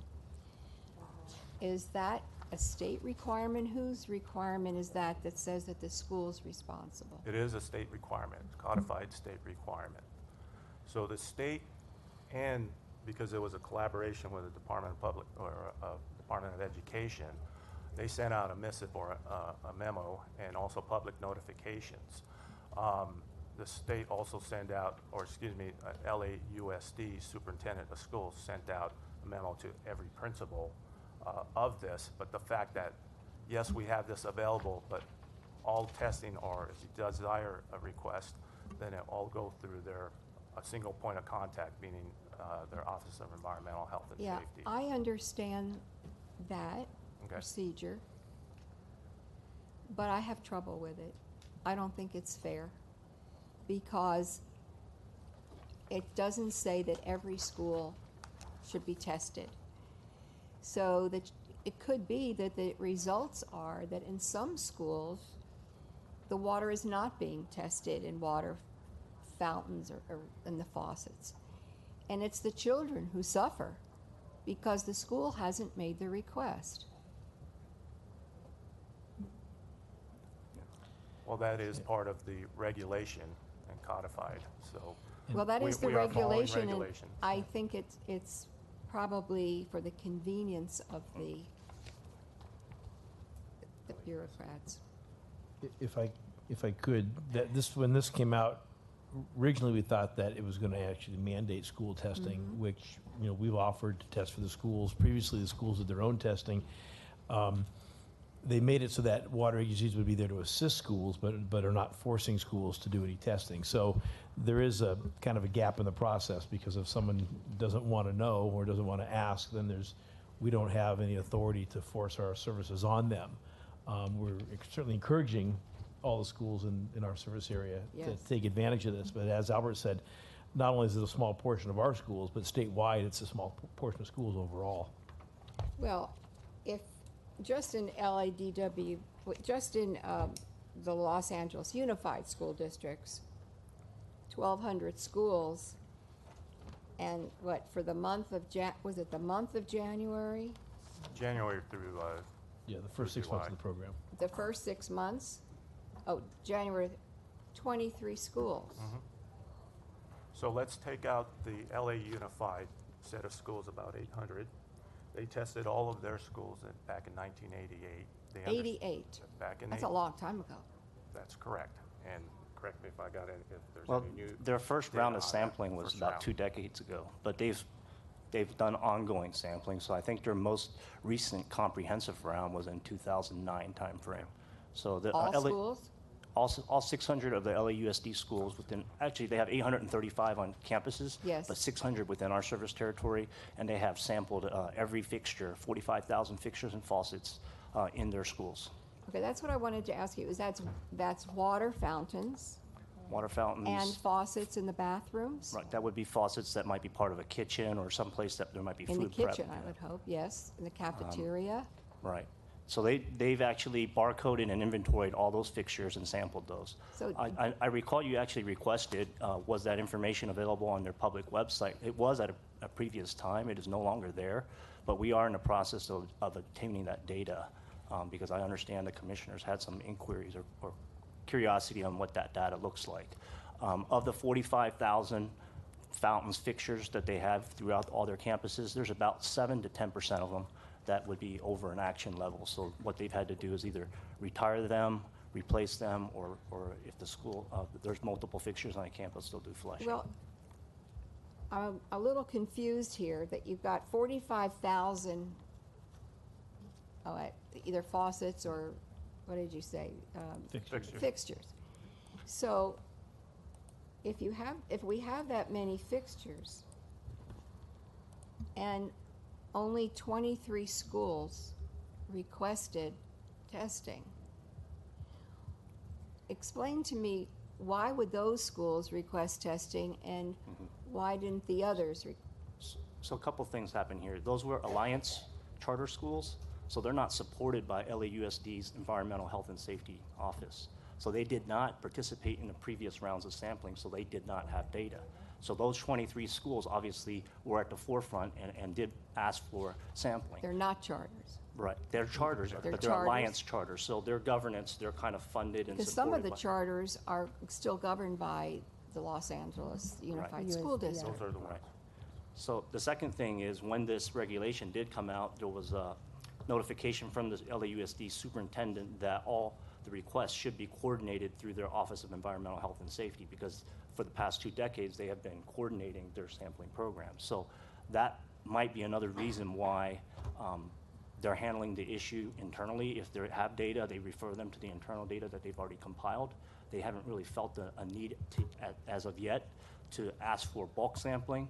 We'll get to later in this presentation, there are some requests that they have for us from sampling in terms of quality assurance, quality control, audit purposes. So there is some potential benefit and need for that. But in terms of the kind of the structure of this program, they've already compiled, they've already done the first and second steps. They've already gone out and compiled data on all their fixtures. Well, how do we know that there aren't some schools that we serve where there is lead? There's lead in the fixtures, but the schools just have not requested testing. Because that's what I'm concerned about, that those school populations are perhaps having contaminated water in their water faucets and in the water fountains and the faucets, and then in the cafeteria. I mean, do we just say, well, you didn't request it and that's it? Correct. Well, LAUSD understands and knows this program, and we're working on an MOU. We'll talk a little more about that with LAUSD, about us working with them. The rest of the schools there, we are working on some sort of outreach to them, and those would be, for instance, private schools, parochial schools. They are registered with State Department of Education, although they are not governed or the state doesn't have authority over them. So we are looking for databases of those private schools so we can initiate. Well, I'm talking about the public schools, Los Angeles Unified Los Angeles School public schools are aware of this program. They are aware of their bad fountains, ones that were taken out of service, and then where they can't, some flushing, and also some that were repaired. So as far as we're concerned, or we know, they know where their bad fountains are, per se, and they do have a plan to take care of that and have corrective action, and that's where we come in. They've been here, and they've Correct. sat where you are, and they've Correct. said they're replacing the pipes and it's going to take about 5 years. Correct. Well, that's a long time Correct. in the life of a kid who goes to a school. Right, so that's why, again, they've identified which ones. They've taken out the bad ones, eliminated those. They're flushing where they know they have some, and they've proven that flushing does take it down to a level below the action level. So Well, I they think- do have their program. Yeah, this commission knows that for the last, 2 years, I've been talking about the flushing of those water fountains, and came up with the idea of a bucket brigade where they would use that water to irrigate the plants and the trees of the local schools. So far, nothing's happened with that, but I'm still trying. Okay, let's see. The numbers are just, to me, are just kind of strange. Okay, so you say that this is the state requirement, the school has to request. Is that legislation, or is that from the Department of Education? I believe it was legislation. Do we Yes. know whose bill that was? I don't have it with me, but we'll look that up. Could you find out? We'll do. I think for Yes, time's we sake, that's why they focused on the community water suppliers, being able to amend every community water supplier's permit. I think that was part of the factor in time to be able to pass something, so that's why it went that mode. All right, what are we, the testing that they're doing, that's just water fountains and faucets in the bathrooms and in the cafeteria, correct? Correct. But with this program, they're limited to 5. So versus, say, LAUSD, they do a comprehensive, other school systems endeavor to do similar things. But with this program, it's 5 that the school has the most concern or might be the most frequently used. It's up to them to pick which 5. So when you determine that their school does have levels above what's acceptable of lead, then what happens to that school and their water supply? We report back to their point of contact there and offer them assistance in identifying exactly where that might be coming from, and also some corrective actions, and we're there and available to continue testing. And that's part of our responsibility. So the water, they don't continue to use this water? No, it's highly recommended that they take them out of service. Oh, it's recommended that they take it out, so we don't know if they take it out. That's correct. That is their prerogative at that point. You know, we do give them advice and examples of other. I wouldn't want corrective my actions. children at that school. Right. Would you?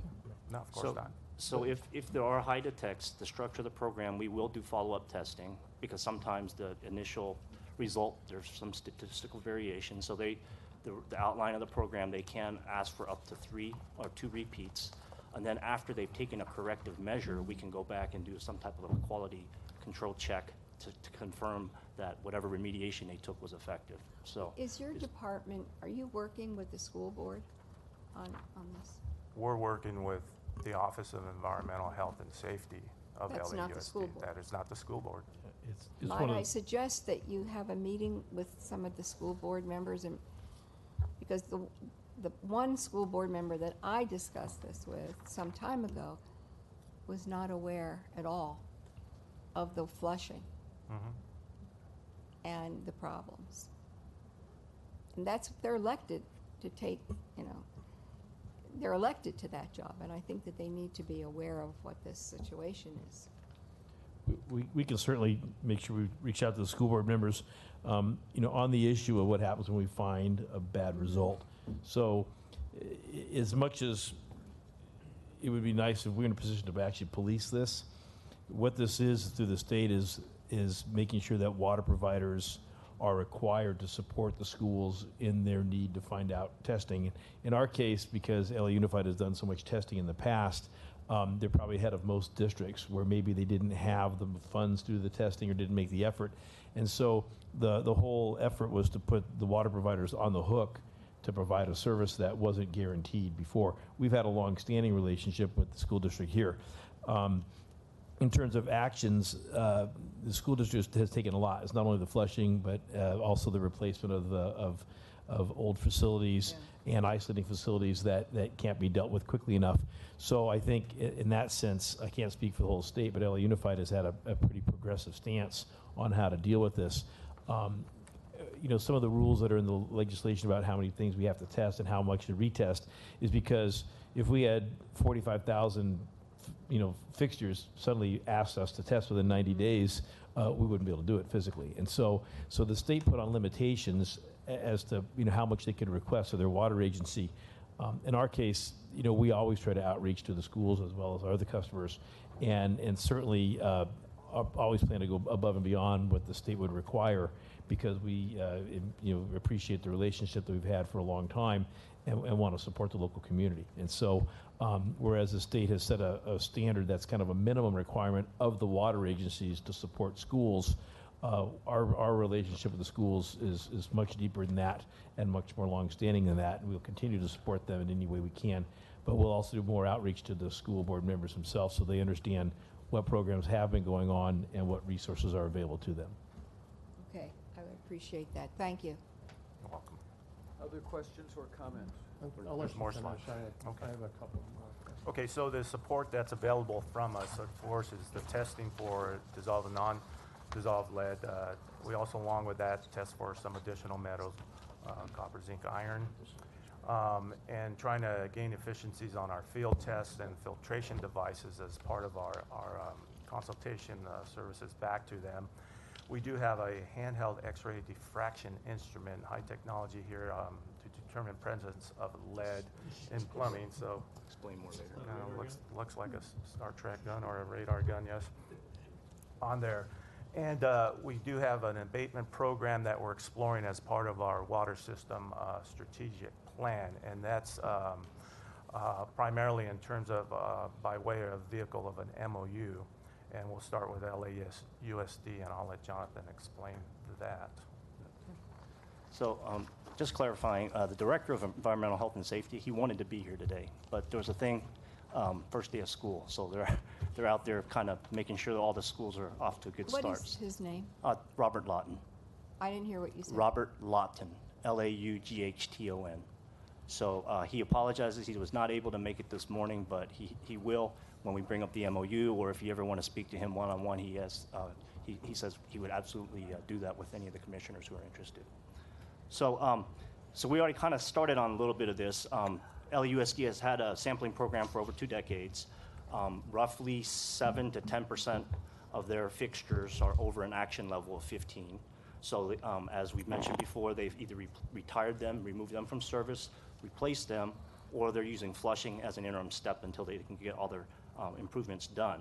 But what they would like us to perhaps do as part of this MOU is to do sampling focused on if they've taken a corrective step, is it effective? Is it truly controlling and reducing the lead to the extent that they hoped it would? So if flushing, as an example, is part of the solution, it would confirm, have the staff that have been assigned to do that flushing, are they really dutifully doing their job? So they actually want our assistance to help manage a program like that. Or if they've done a retrofit, go back and sample it maybe in a year or 2 years and make. Do you know how many schools are you still doing flushing?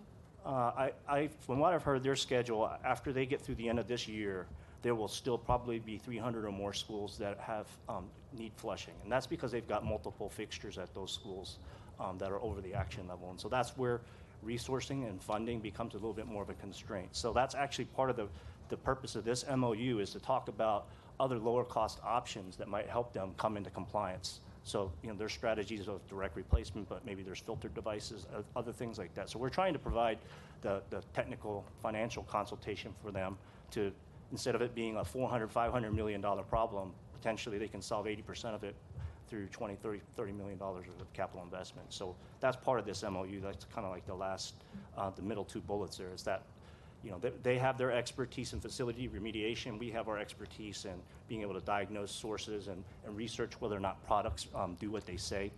As an example of that, we actually had a workshop back in March down at the Lacey-Lacretz campus, where LAUSD joined us and Metropolitan Water District and the Children's Institute joined us.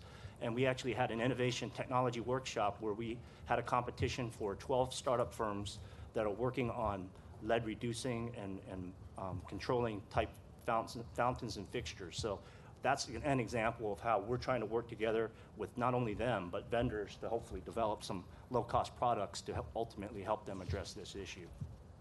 Can go back. So, and then the last thing, obviously there is a price tag to it. And so I think sometimes that's maybe why people are a little bit reluctant to ask for data. It's kind of like if you ask for data and you now own it, and if you don't have the resources to fix it, that puts them in a squeeze. But obviously, as the state promulgated this regulation, they also put together a $9 million grant package for people with, currently it's focused on small disadvantaged communities, but if they've got issues with lead in their drinking water, they can apply for some grant funds to correct that. So that's an example of a program. We think that maybe we can lobby on behalf of LAUSD to get them a share of that.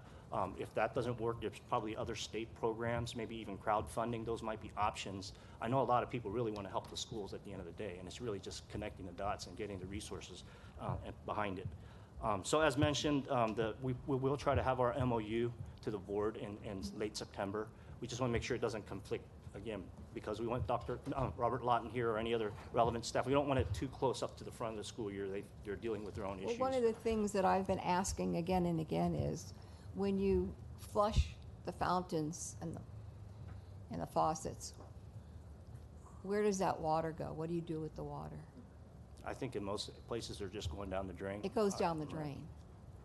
And I cannot reconcile that when we're all trying to conserve and the school district is flushing water down the drain. So I was against this when it was first brought to us, and I just can't support it until I know that the school district is doing their part to conserve water. Right. Well, I think both of us jointly would like to eliminate that aspect of the remediation, and so that I think it's important to get the schools off of flushing as soon as possible for multiple reasons. It's something like 60,000 gallons of water a day gets flushed. Yeah, I'd have to double check that, but yeah, it could be that, as high as that. Sounds right. Okay, so beyond the LAUSD, there's actually some other educational institutions and community organizations that I think that are important and can be our potential partners. With the Housing Authority, they manage about 17,000 property sites throughout LA. A lot of those are community housing sites. So we've actually been meeting on a fairly regular basis with their property managers and their managerial staff to let them know that we're here to help. If they actually want sampling services, we have gone to a couple of their facilities, as well as to investigate if they have customer complaints. We've worked with their property managers to go in and do sampling. The same technical services that we're providing for the LAUSD, we're absolutely going to make that available to the HACLA. In terms of the Head Start preschool type facilities, we're working a little bit with the Children's Institute. We haven't had too much more follow-up, but we did get a chance to sample 5 Head Start schools, and again, we were pleased that the results were all in the non-detect range. We're also going to try to make some connections with First 5 LA. They may be another organization that can get us in touch with different preschools that might benefit from some sampling or technical assistance of ours. And as mentioned, I was going to bring back up the X-ray diffraction gun. This is a pretty versatile tool. If you ever know, any of y'all have friends that are jewelers downtown? They would actually probably mug you for this thing because this is really in high demand. They can actually do the exact precise chemical composition. So whether you're looking for gold content or platinum, this is actually something they highly value. But not only is it actually very accurate and precise, if you're doing a site investigation, so say you're a HACLA person and you're out trying to do a site assessment, you can actually scan this on the walls to determine if there's any lead-based paint. You can actually take analysis on the soil. So it's kind of like a Swiss Army knife with diffraction guns. Not only can you take a look at the meter and the water fixture components to see if they're lead-free, but you can also do more broader testing. And that's very important because as we have communication with LA County Health, they kind of attribute a lot of, in many instances, in the cases they're aware of, the leading causes are going to be soil, dust, and paint, and pottery and candy, things like that. So it actually helps caseworkers or people do a more comprehensive job. So we're not shy about providing training for folks. We had a workshop to train the LAUSD Office of Environmental Health and Safety on how to use the device. We've actually mentioned it to the property managers at HACLA, so they're welcome to go with us and use this, and if they find it a worthwhile investment, obviously they can buy one of their own. But we have no problem loaning it out. And then the last slide is just talking a little bit about... Johnny, before you move on, really, what is the population of people living at Nickerson Gardens, the largest housing project west of Mississippi, Imperial Courts, and Jordan Downs? How many people out of LA's 4 million people live there? I'm sorry, I don't know that one off the top of my head. Is it 50,000, 100,000? Does anybody in this room know? Because we should, but can you please find that out? Okay. Okay, thank you, Commissioner. But what's been helpful with establishing the relationship with HACLA is that they don't feel threatened if we want to structure like a periodic revisit to go in and sample some things that's with their, and actually we need their assistance to get into the open units and things like that. So good point. Are these the only Head Start schools that we're working with? 54 units. Total? Wow, fast. Mm-hmm. All 3 of them? They're none of them in the Northeast. How many units?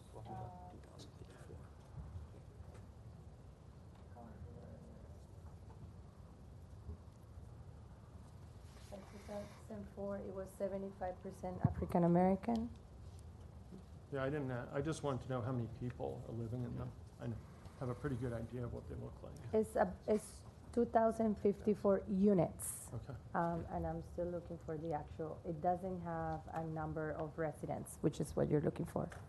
But if you can calculate about 4, let's say in an average 4 people per unit, you can just do simple math. 100,000. And we're looking at 2,054, about 8,000 people, roughly.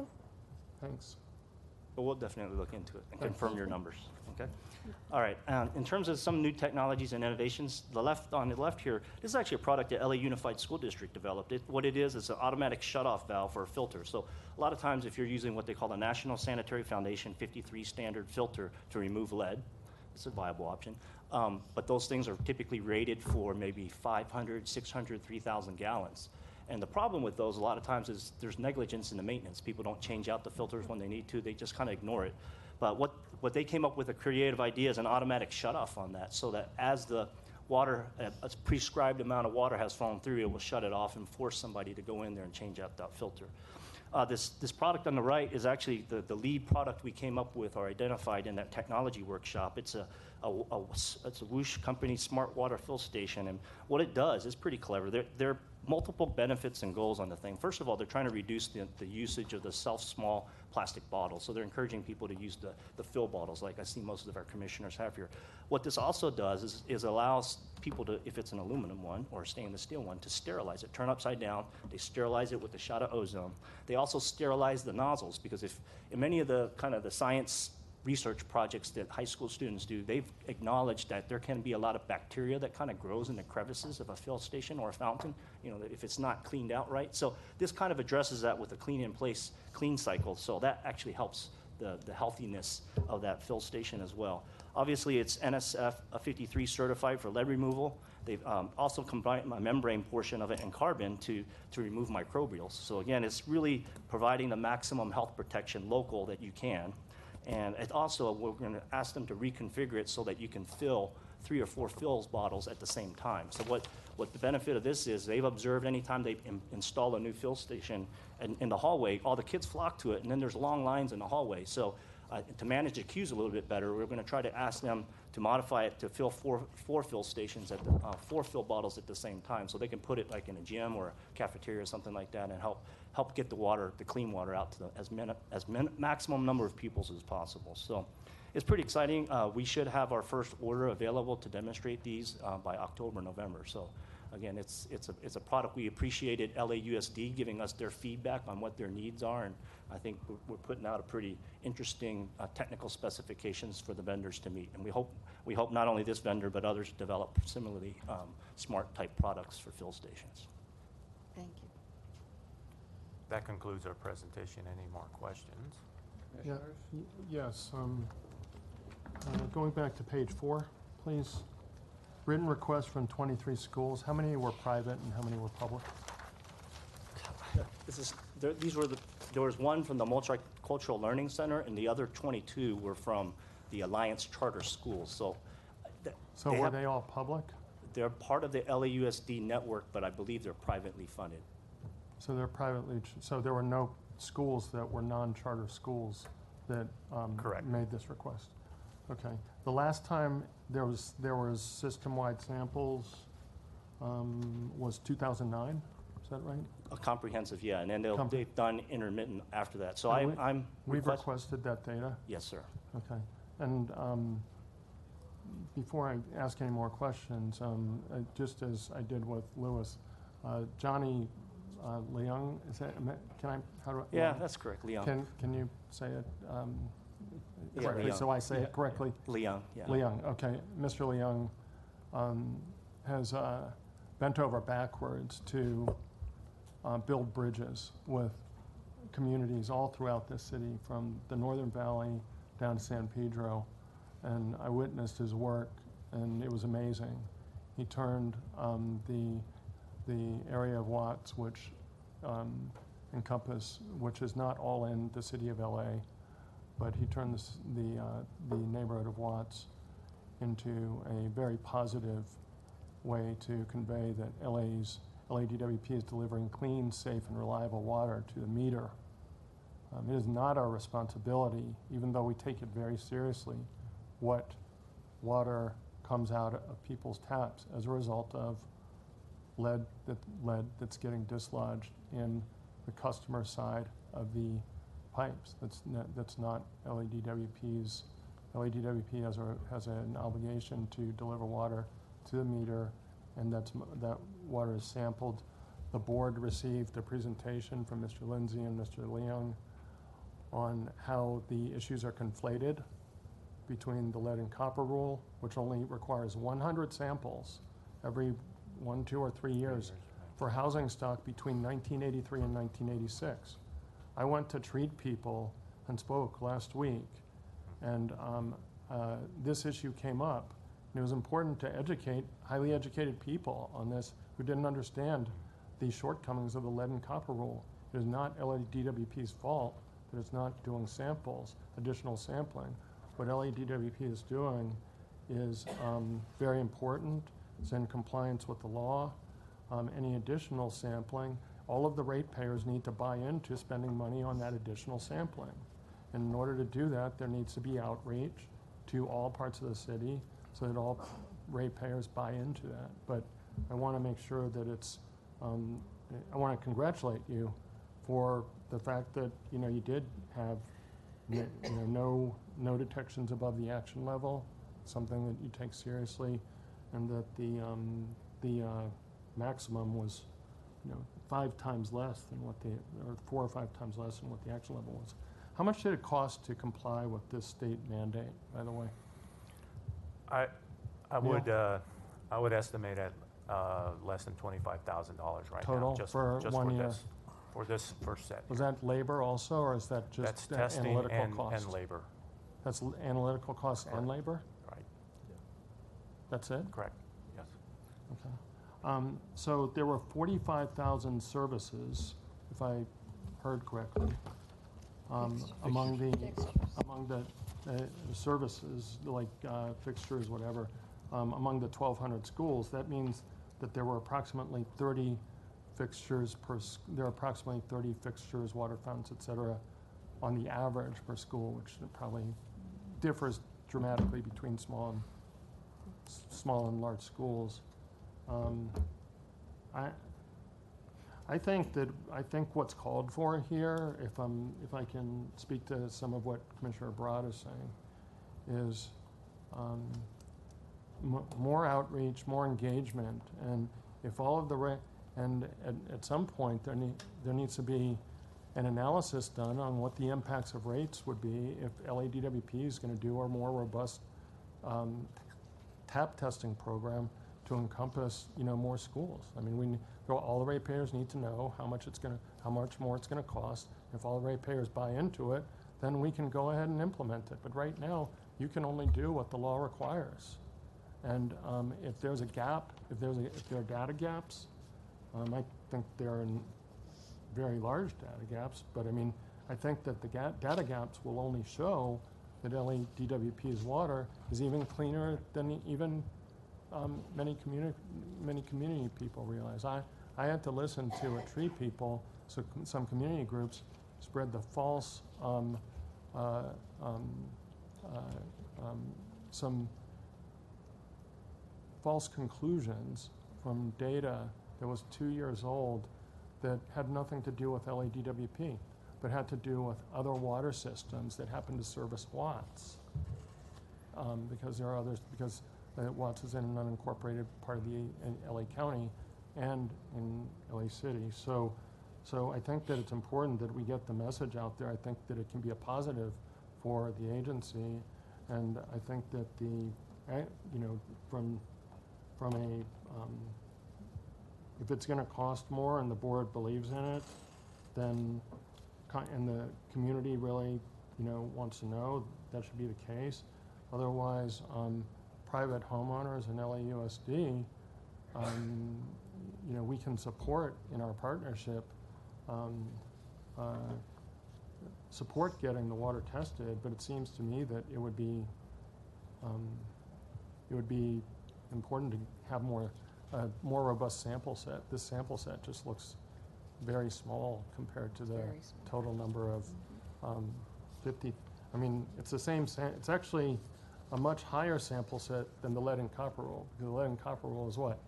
100 out of a total of, and a very big number, 1 million or 2 million. So, and that's again, the rule that we're required to comply with. But my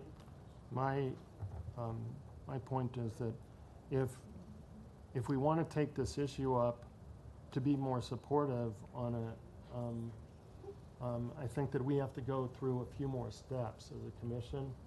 Number one, all the ratepayers need to buy into it and not just make a decision, well, everybody wants to help schools, well, let's help schools, and then forget about how much it's going to cost. It's a cost that all the ratepayers, every single ratepayer will have to bear. If all the ratepayers are on board with it, then, so I think that it needs to be addressed partially through the budget process and partially through the policy process.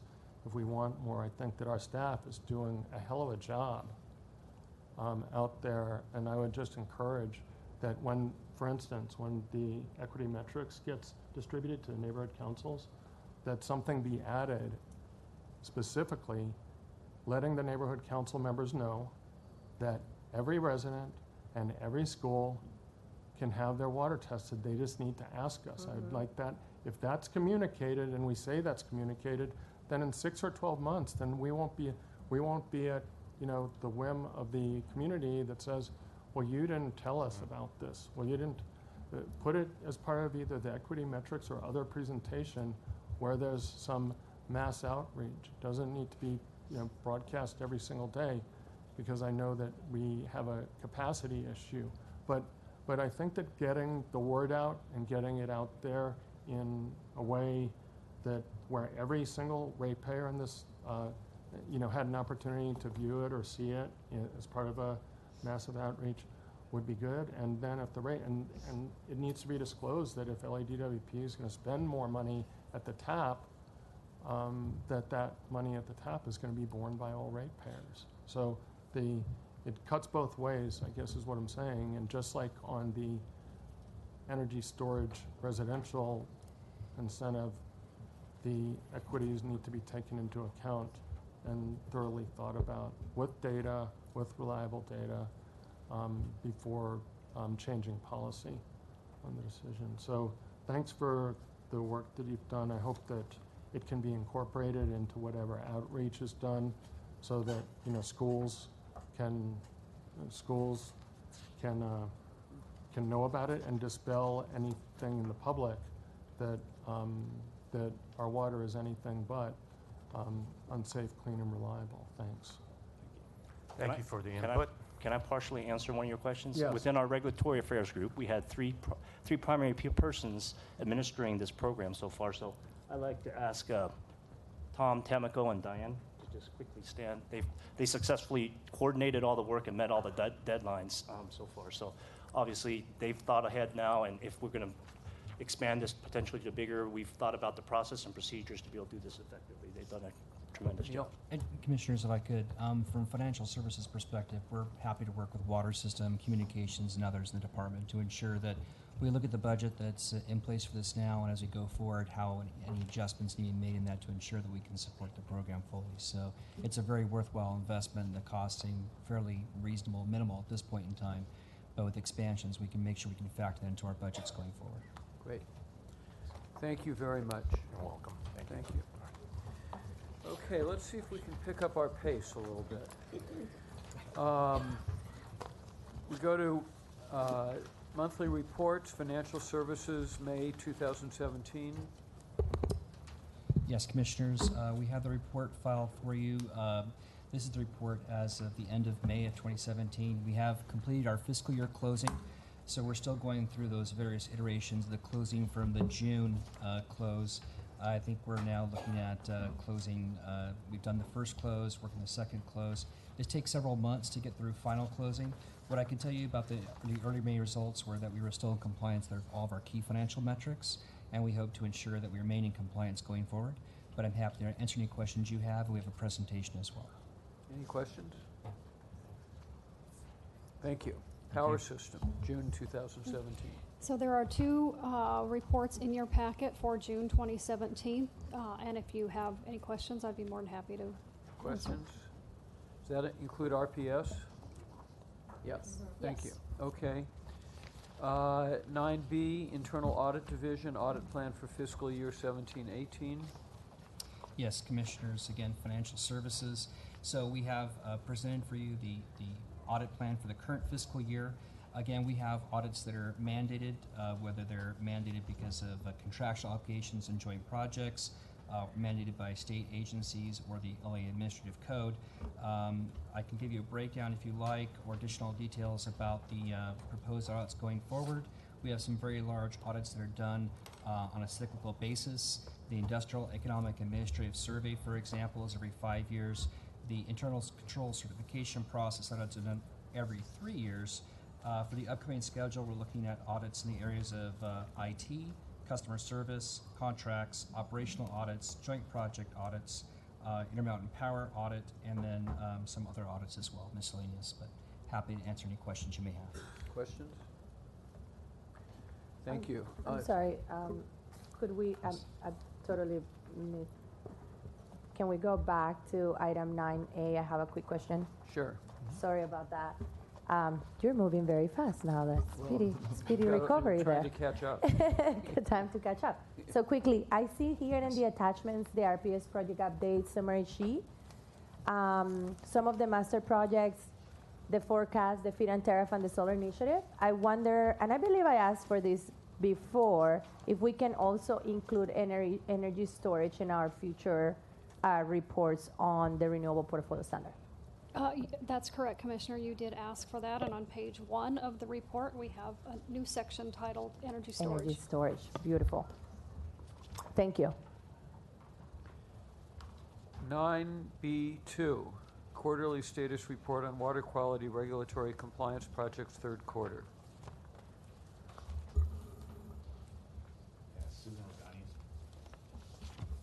Yes, Susan Rogani is supposed to give that report. Is Susan around?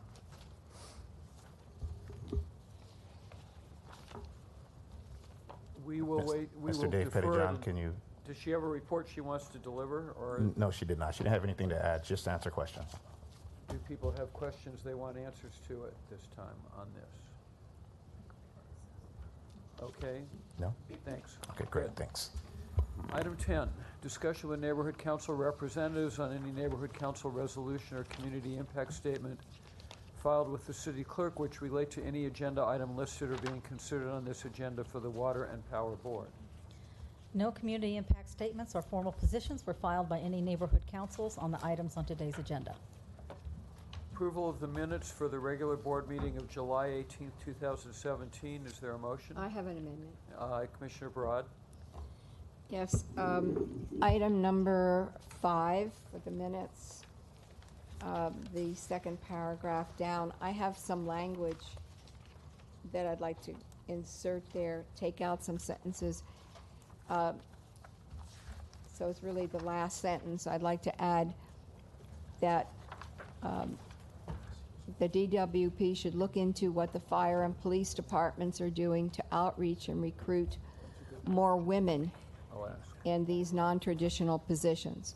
Also examine the results of the police and fire departments' outreach and hiring goals. I'd be glad to give you this language. Okay? So the motion will be as amended by Commissioner Broad. Is this July 18th or August 1st? Should be August 1st. Okay, thank you. Commissioner Funderburg. Yeah, well, I asked for the 50 equity metrics to be posted on the website, and that's not reflected. That will be added. So is there a motion to approve the board meeting minutes of August 1st with the additions by Commissioner Broad and Commissioner Funderburg? So moved. Second. Those in favor? Aye. It's approved. Okay, we go to the agenda, those items that have not been approved already. I will note that items 24 and 25 were pulled from the consent calendar because they each had 7 speakers. Those people have spoken. I just note that, but when we get to 24 and 25, I don't know if there's a continuing need to hear them, but we'll find out when we get there. But we're at item 12. Commissioner Broad. Okay. Is somebody going to be speaking here? I can answer questions. Okay. I just wanted to ask, what was included, it says executive physical examinations. Is it just a yearly examination, or there are other tests, or what's included in this program at Cedars? Shannon Pasquale, HR. Laurel Legatum, Human Resources. If I can point you to Appendix S, Commissioner Barad, of the contract, it goes into great detail in terms of what it is that's being covered. So, case in point, so they'll do a health questionnaire, they'll do the blood pressure, they'll do BMI calculation, they'll take the weight, they'll do a history of whatever issues the manager may have in terms of family history, in terms of diseases or illnesses in the family. They'll do the full comprehensive evaluation of their past family history and whatever current issues that they are currently dealing with right now. They'll also do an auditory screening for hearing assessment. They'll do laboratory analysis, they'll do blood work, they'll do imaging, they'll do the abdominal ultrasound, they'll do bone density for women for osteoporosis risk analysis, they'll do a mammogram, they'll do coronary artery calcium scoring for all of our managers. They'll do the stroke risk analysis, and then they'll also do a number of counseling and lifestyle plans for our managers based on whatever issues that they present. So they'll get a lot of information about nutrition, exercise, stress management, et cetera. So it's not an ongoing medical plan where... No, this is separate from the manager's health plans. This is something that we offer to them to go. They can do a comprehensive once during the 3-year contract, and then depending upon their interest and whatever may come up through the initial comprehensive, they can go for 2 more over the next 2 years, standard physical examinations. So it's really diagnosis and preventative. That's what we're trying to do. That's the focus right now for our executive managers, is the preventive medicine part. Okay, now I get it. Okay, thank you very much. You're welcome. Is there a motion? I so move. Second, those in favor? Aye. It's approved. Thank you. Thank you. Thank you. Thank you. Item 14, Commissioner Barad. Yes, I don't know what Snyder and Associates are going to be doing because it's a little bit vague. To facilitate strategic planning sessions for LADWP and based on anticipated use by customer service, communications, marketing, community affairs, and then more strategic planning sessions are needed to assist other divisions. So I just need this to be fleshed out a little bit. I'm not sure what this is. Why don't I go ahead and answer that? One of the things when I first took over this position, in fact, before I became general manager, I noted there wasn't a lot of long-range strategic planning done at a staff level. I've utilized Snyder and Associates for a number of years, and they come in on a 1 day, sometimes 2 days.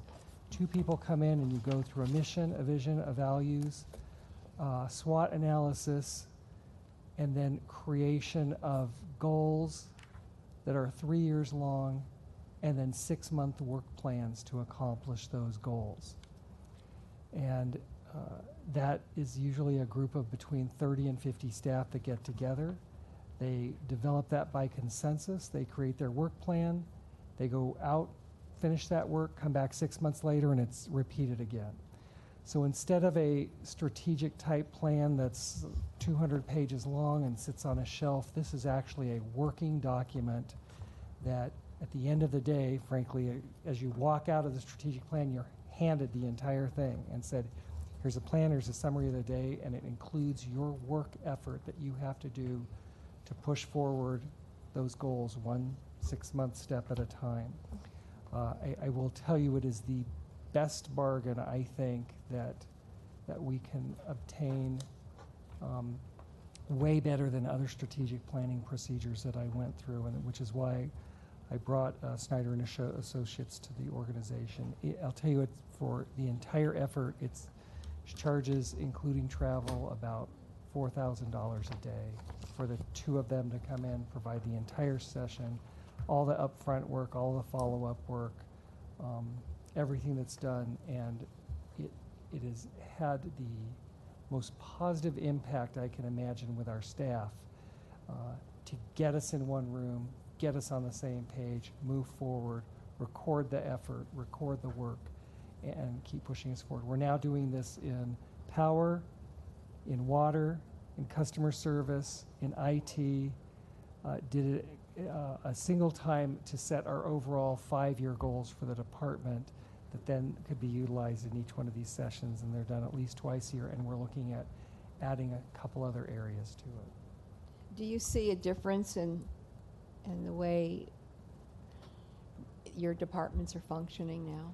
I can't tell you the difference. The first time we did it with communications and marketing, it didn't include just the staff, it included across the department management staff who all got in one room.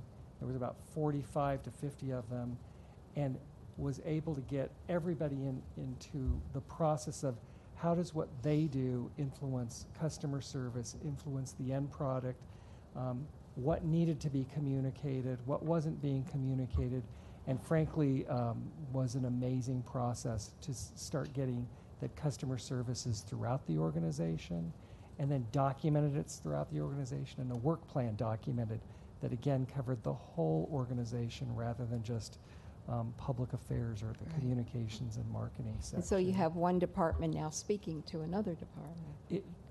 Yes, and creating a work team that's cross-departmental that is working on a single goal or single work product. So you see positive results from this? Tremendously positive results, yes. Okay. When they have these sessions, do they, the people there, do they prioritize, say, okay, what do we need? What's really important? Yeah, absolutely. In fact, it's kind of a standard process and very interesting. So we'll put like, what's going well? What do we need to work on? And then you go through what might be 100 items that we believe need to be worked on. You start grouping them, and it'll turn out to be like, really they're in 20 different groups when you look at them all together. Then you go through by consensus and start prioritizing. What do we think the first is? What do we think the second is? And you might get to, well, we can only work on 1 through 7. And so we need to push the other 13 off till we get the first priorities finished. And so by doing that every 6 months, it enables you to finish something, move on to the next priority, readjust priorities, reevaluate what needs to be done, look at the external threats and opportunities. So it's a continual update. And again, using it here, I've seen how effective it is when I have used it before. It literally gets a group of people in a room, forces them to sit down, and it's an enjoyable day to look at the prioritization and figure out how we do provide better service no matter what your area is to the customer. Okay, that's very helpful. Thank you very much. Appreciate that. And if a board member would ever like to sit through one, would love to have you there because I think you'd appreciate it. Okay. I would like to, and I've shared a lot of information that I've learned counseling officers and directors of big companies on decision making. One of them is somewhat controversial, but it came from a very well-regarded firm called McKinsey Consultants. And McKinsey Consultants did a study on cognitive bias decision making, and I'm not going to talk about race. What I'm going to talk about is cognitive bias decision making on the renewables, non-renewables discussion, and how real data needs to support good policy making. So along those lines, I would hope that the Snyder people are well informed about not just the public-facing side of equity metrics, but everything that's been discussed internally about how that has been rolled out, because it's supposed to be a co-equal part of the agency's rollout and improvement in customer engagement in the next few years. I would love to be a part of it. Sure, and we'll let you know when the upcoming ones, if you want to participate in a water or a communications or a power or an IT. or more than one, you're completely welcome to. And the only thing we'd have to do is if more than 3 attend, then we Brown Act it, but otherwise. Okay. First come, great. first served. Okay. Up to 2. Is there a motion? So moved. Second. Those in favor? Aye. It's approved. Okay, there are 4 agenda items remaining, and they were all kept on the agenda because they all had speaker cards, 19, 24, 25, and 32. There are no longer speaker cards for 19, 24, or 25. There are a dozen speaker cards for 32. So, is there discussion on item 19? Well, let me just ask, in light of the fact the speaker cards have been removed for 19, 24, and 25, is there objection to approving those 3 items? Our office had a comment on 24. Go ahead. Our office is recommending that you approve 24, and you may be wondering why I'm talking if that's the case, but we'd be remiss in our duties if we didn't tell you a little bit more about 24. This is really a demonstration project, and it's very exciting because the department is bringing a deliberate and thoughtful approach to its system needs that are very specifically tailored to its strengths and what the vendors can provide. They've been through 2 RFIs. The procurement process was outstanding, very thoughtful, working through issues that are really new to them and new to the industry. There's not industry standards for them to lean on here. So we're recommending you approve it, but there are also some weaknesses, and there always are when you innovate. You're pushing standards forward that don't exist yet. You're evolving technology that isn't ready because the players don't want to get beyond their boundaries and their liabilities. So our concern with this is we should be really having an ongoing discussion with the staff about what we see with the performance guarantees, and in particular the industry is pushing more and more cybersecurity software standards on the vendors and making sure that our 1-year warranty on software here is understood as an integral, essential part of getting our performance. So we'll continue to talk with the staff about how this is going to evolve. We recommend you approve it, but there is not much protection when you have a very large utility with a very small vendor try and grow something new. So it is a promise and peril being kept in balance here, and that's why we felt we needed to give you a little bit more support, but also awareness of the pitfalls. And I take it you and staff are having ongoing cooperative discussions about all of this. Yeah, this one was moving really fast last week, and we met at 8 Monday morning and got the 143-page contract read yesterday. But there are a lot of cross-references to material we don't have yet. And so we just feel you should approve it and understand that, like all demonstrations, it's got some peril, but it's got a lot of promise as well. Great. Thank you. Is there a motion to approve items 19, 24, and 25? I'm Oh, sorry. I'm sorry. I'm sorry, Mel. 19, the only thing that I would ask for 19 is, as when we approve the demolition at Scattergood, that there be, I don't know if we need a friendly amendment or something here related to the making sure that some alternatives analysis is done before any construction is begun on whatever is going to replace the demolition. I assume that's implied, but It actually, as part of the report, there's a specific line that says approval of this ordinance does not authorize any rebuilding of Haynes units. So anything that would be brought forward to a joint project, an integrated type of resource project, anything that came there is not part of this. It's just the discretion and I think that to be consistent with Scattergood, I think that there should be something about an alternatives analysis, because that's kind of the approach that we agree on, unless this is particularly different case because of site-specific issues or anything. Is this different? Does this language Bill, accomplish what you're seeking or not? Well, I just want to make sure it's consistent with how we said that we approved.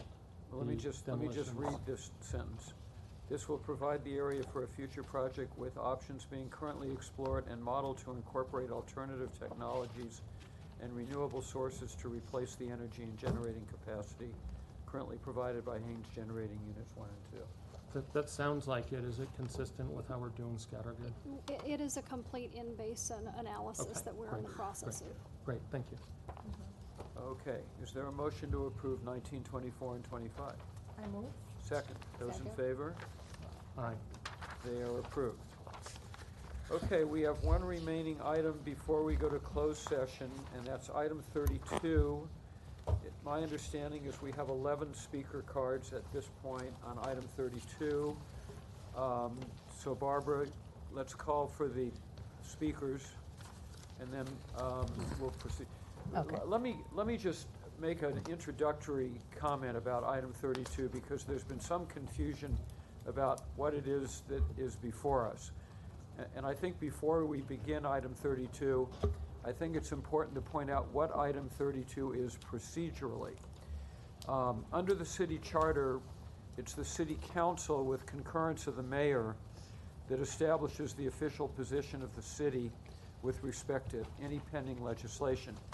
On August 4th, council members Ryu and Koretz introduced a motion at City Council supporting California State Assembly Bill 1000 by Assemblywoman Friedman.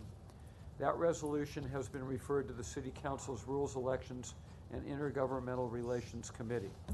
The item before our board today is a board resolution recommending to the City Council that they adopt the resolution supporting AB 1000 introduced by council members Ryu and Koretz, and that the mayor concur in the adoption of that resolution. The Ryu-Koretz motion still needs to be heard at City Council, where proponents and opponents will have the opportunity to offer public comment.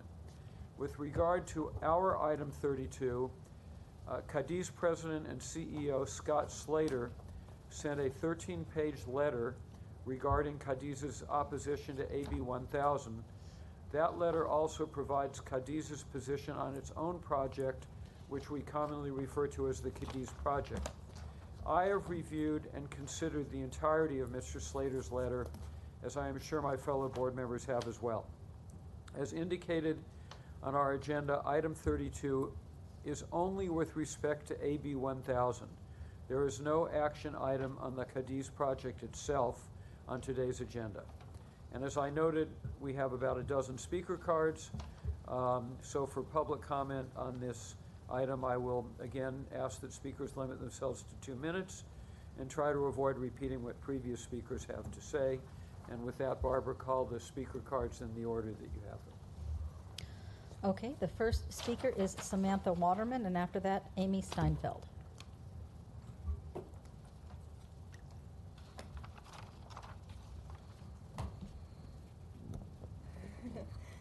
Good afternoon. My name is Samantha Waterman. Good It point. slipped. Thank you. My name is Samantha Waterman. I work for Cadiz, and Amy Steinfeld is one of our attorneys. She will also be speaking on behalf of Cadiz. We also put in a comment card for Courtney Degner, but she isn't here yet, so that may or may not happen. Okay. So we just have 2 minutes each. So we printed for you a short presentation and made some copies for you. And it just focuses on the recharge rates in the springs. It's very concise. And I just wanted to be able to enter that into the record. Thank you. That can be entered into the record. Thank you. In this new era of alternative facts and science deniers, those of us who believe in science, who know, for instance, that climate change and its effects are both real and devastating, we must be consistent. We must not do what those now in power are trying to do. We must not turn a blind eye to scientific investigation and analysis. In the presentation, you'll see that we have strong evidence that pumping at the project site will not have a negative impact on the area's springs. Even the National Park Service agrees that these springs are not fed from groundwater from below, but rather they're fed from rain and snow from above. You will also see that the recharge rate was estimated using site-specific data for the first time, and the computer model used was created by the USGS in 2008, 6 years after its first estimate of recharge, as is stated in their letter to Senator Feinstein. The last time they examined the project or estimated the recharge rate was then in 2002. Most importantly, you'll see that we built in a number of protections for the aquifer. The springs, the desert ecosystem, the whole system, so that even if we are wrong about all of this, still no harm will come. First, we modeled the effects of pumping using not only our estimated recharge rate, but also the lower rate used by our opponents, 5,000 acre-feet per year. Our analysis showed no harm. Second, we created an extensive groundwater management plan that will monitor over 40 features and sets a groundwater floor and maximum rate of decline. Finally, this groundwater management plan will be enforced by the County of San Bernardino, not by Cadiz. They can go so far as to halt pumping. Even with our concerns for how our environment and science itself will fare under current leadership in Washington, we cannot lose faith in all of our government institutions the way AB 1000 does. Santa Margarita Water District will operate this project and implement the management plan. And the County of San Bernardino, with the help of a third-party technical review panel, will enforce restrictions that ensure the environment is protected. And so we ask that you oppose AB 1000 or not support it. Thank you very much. Thank you. Next speaker is Amy Steinfeld. Where should I put the? I'll take it. Okay.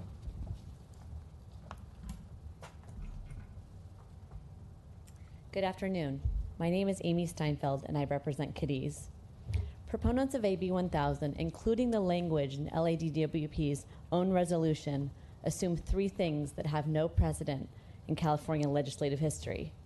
First, it's assumed that Santa Margarita Water District will not follow the law. Second, it's assumed that the County of San Bernardino will not follow the law. Third, it's assumed that the California Superior and Appellate Courts are not unbiased and fair arbiters of the law, that their review of the EIR is irrelevant or wrong or worse. Never has the legislature presumed that because not one, but two public agencies and their officials will knowingly and willfully violate the law, it is necessary to adopt legislation. Unless these three things are assumed, the contended impacts cannot happen. What does this say about government when we presume wrongdoing? What does this say about us when we can no longer trust our public water districts and our counties to do what they have promised, in writing, to do? The Cadiz Water Project is not a product of the Trump administration. This project was reviewed by the Obama administration, by the Natural Resource Investment Center, created by Secretary Jewell in 2015 to facilitate private sector involvement in water infrastructure and encourage conservation banking. It was determined that the Cadiz project fulfills every priority of the NRIC. The only reason it was not pursued and that BLM issued a letter declining use of the railroad right-of-way is a political reason which came from the U.S. Senate, not the Obama administration. The Cadiz Water Project has already been approved by the state of California through the CEQA process, validated by the courts. This happened irrespective of federal action. AB 1000 calls for a do-over, and this is both cynical and unconstitutional. Thank you. Thank you. Okay, I can put Ms. Degner's card at the end if she's not here. Not here yet? Okay. The next speaker? Yeah. She just texted me a minute ago saying she's in the lobby, so. Oh, so okay. We'll hear her when she comes up. Speak loudly. Okay, then the next speaker is Craig. There you go, thank you. And after that, Linda Castro. Craig Deutsche. I live in Los Angeles. I'm a rate payer. I also travel in the desert and camp there as well. The previous speakers referred to the some of the details of the Cadiz project. The AB 1000 is concerned with the transfer of water between different groundwater basins. The state has recently, within the past year, required groundwater basins to prepare prepare management plans. The dates are when these are to be completed are rather in the future. That does not mean that all actions can be delayed until the groundwater plans are made. The transfer of water between groundwater plans does not fall within, by definition, with particular groundwaters. AB 1000 requests that such transfer be reviewed and approved by several agencies. I urge you to offer support for AB 1000 AB 1000 for more careful review now in view of recent state legislation. Thank you. Thank you. The next speaker is Linda Castro, and after that, David Comfram. Good afternoon. I'm a DWP ratepayer, and I'm also the Assistant Policy Director for the California Wilderness Coalition. I was here 2 weeks ago to comment in favor of AB 1000, and I'm here today to do the same thing. I agree wholeheartedly with Commissioner Noonan's remark at the last meeting that DWP needs to learn from its prior mistakes, specifically the Owens Valley, and Commissioner Levine's comment that DWP should support AB 1000 to resist the environmental degradation, if I could say that word, that we're seeing from the Trump administration. Now more than ever, Californians and Angelenos need to stand up to the administration and let them know that we are going to protect our environment and the wild and unspoiled places in our desert. I ask the board to approve the resolution recommending the City Council's adoption of the resolution in support of AB 1000. That would show great environmental leadership on DWP's part, and that's important to me as a DWP customer. Methods such as conservation, recycling, and stormwater capture are far better and more economical ways of meeting our water needs than purchasing water from a company that has taken water from a desert aquifer and transported it long distances. The more that DWP keeps its costs down and its rates down, the happier your customers will be. AB 1000 will allow California to make the final decision about what happens to groundwater in California's deserts, not the U.S. Interior Department, which has now shown to be in the business of pandering to the corporations that want to exploit our desert's natural resources, despite the harm that would do. We cannot afford to trust the so-called science put forth by these corporations and their lobbyists. Thank you. Thank you. The next speaker is David Comfram, and after that, Sarah Friedman.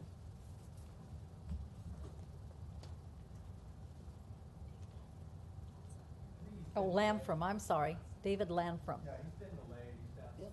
He's coming up. I'll put his card at the end with the other one. Okay. Sarah Friedman. Oh, okay. Seamus Garrity.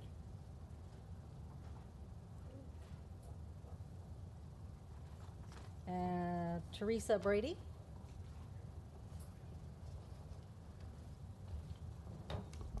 Hi, my name is Teresa Brady. I'm a volunteer with Sierra Club, and I was here 2 weeks ago also to ask you to support AB 1000 and to oppose the Cadiz project. And I understand that only the AB 1000 is before you today. The words that are used to say we should support science, they've been a little bit manipulated in some of the testimonies you've already heard today. Science says that, the USGS says that the groundwater can only recharge between 2,000 and 5,000 acre feet per year. The company says they'll withdraw 32,000 acre feet per year. Oh no, they say that it can recharge 32,000, but they want to withdraw 50,000 acre feet per year.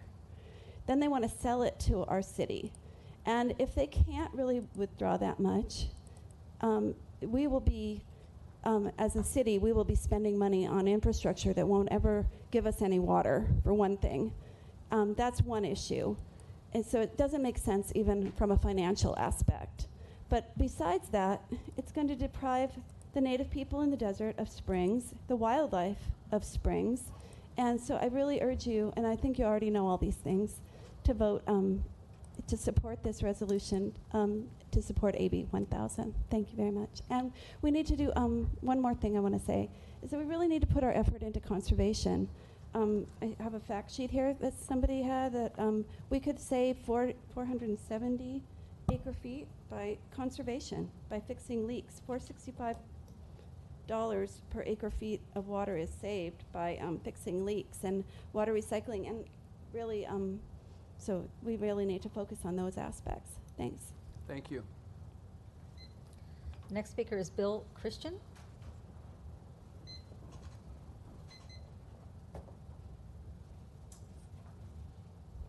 Hi, I'm Bill Christian with the Nature Conservancy. I was here last time, and I don't want to repeat what I said last time, but wanted to make clear that we have some recent scientific information that clearly establishes that Bonanza Spring, which is the largest regional spring in the southeastern Mojave Desert, will be affected. It is part of the regional system, the regional aquifer out of which Cadiz will be pumping, and even the Cadiz modeling, water quality monitoring, groundwater monitoring, shows that their pumping would intersect the level of the spring within a reasonable period of time. We just heard a little bit about the 3M plan, the monitoring mitigation plan. Unfortunately, what Cadiz proposes to do is monitor at the spring. By the time you see effects in the spring, it will be far too late to rescue the spring and will disappear. The mitigation plan itself, there is one well that's short of on the path between where the pumping is and the spring is.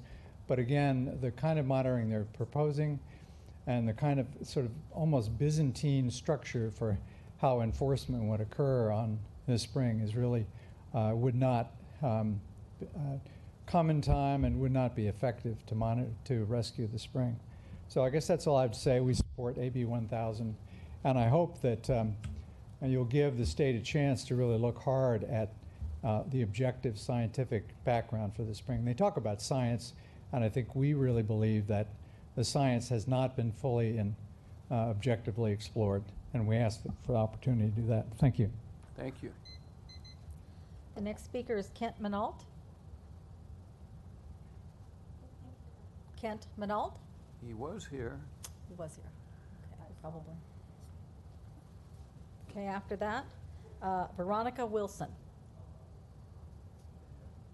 Veronica Wilson. Okay. Then Courtney Degner.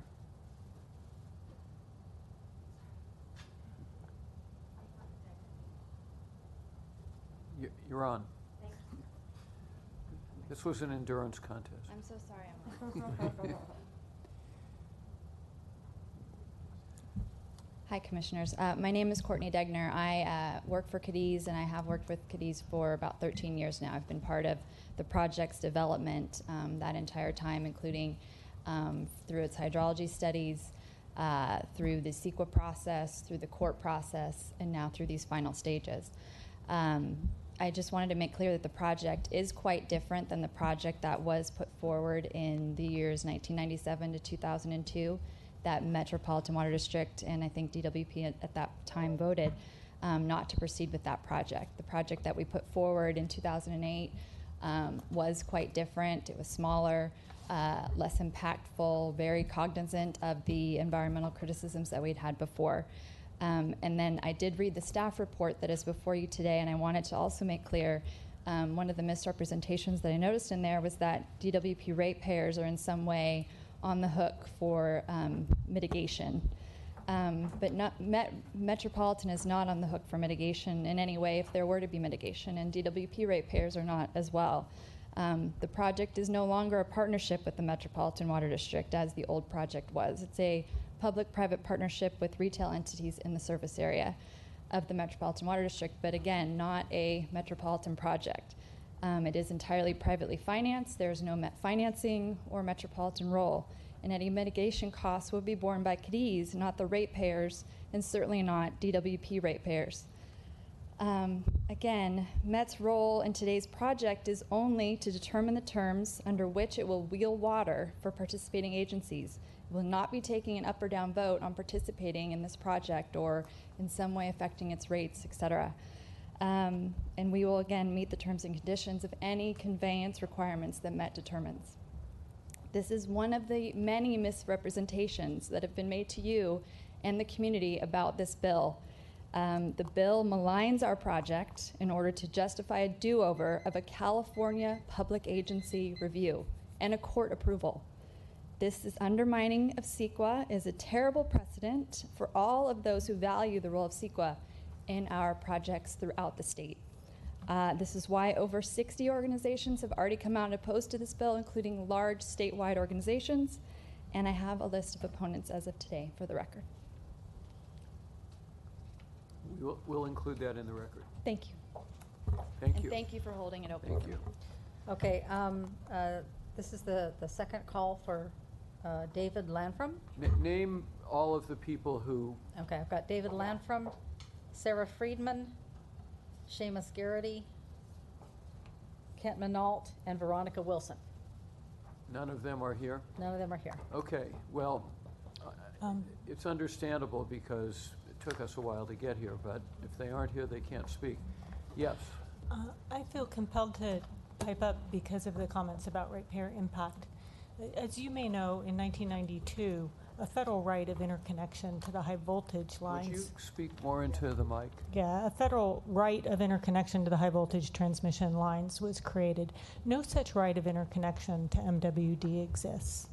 So no possibility of interconnection to MWD exists. MWD has voted against this project. Our office would have provided ratepayer impact analysis if it were in any way relevant. Great, thank you.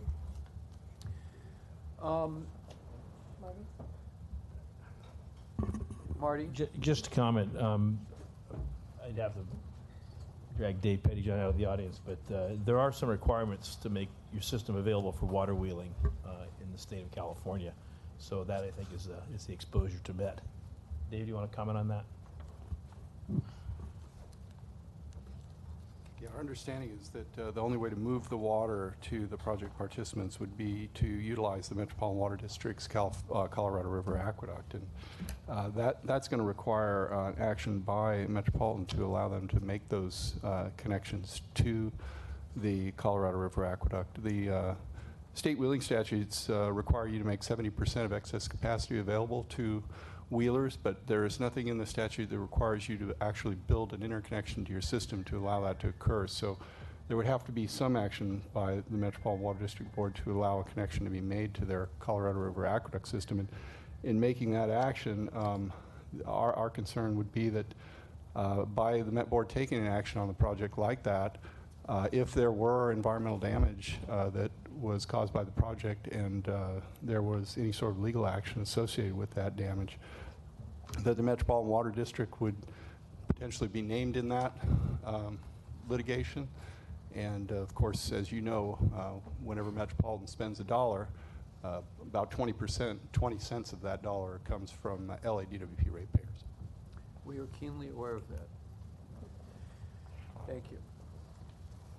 Commissioners, comments, questions? Commissioner Vasquez? I have a question for our council. Just for the record on the comments around CEQA and violations to CEQA, can you please explain if there's any not an counting of CEQA? I heard a speaker commenting on that earlier, so can you shine the light on that? If I understand your question correctly, Commissioner, this project has gone through the CEQA process through the lead agency, so it has passed the CEQA stage. CEQA has been completed on this project. Okay. Also for the record, I have received about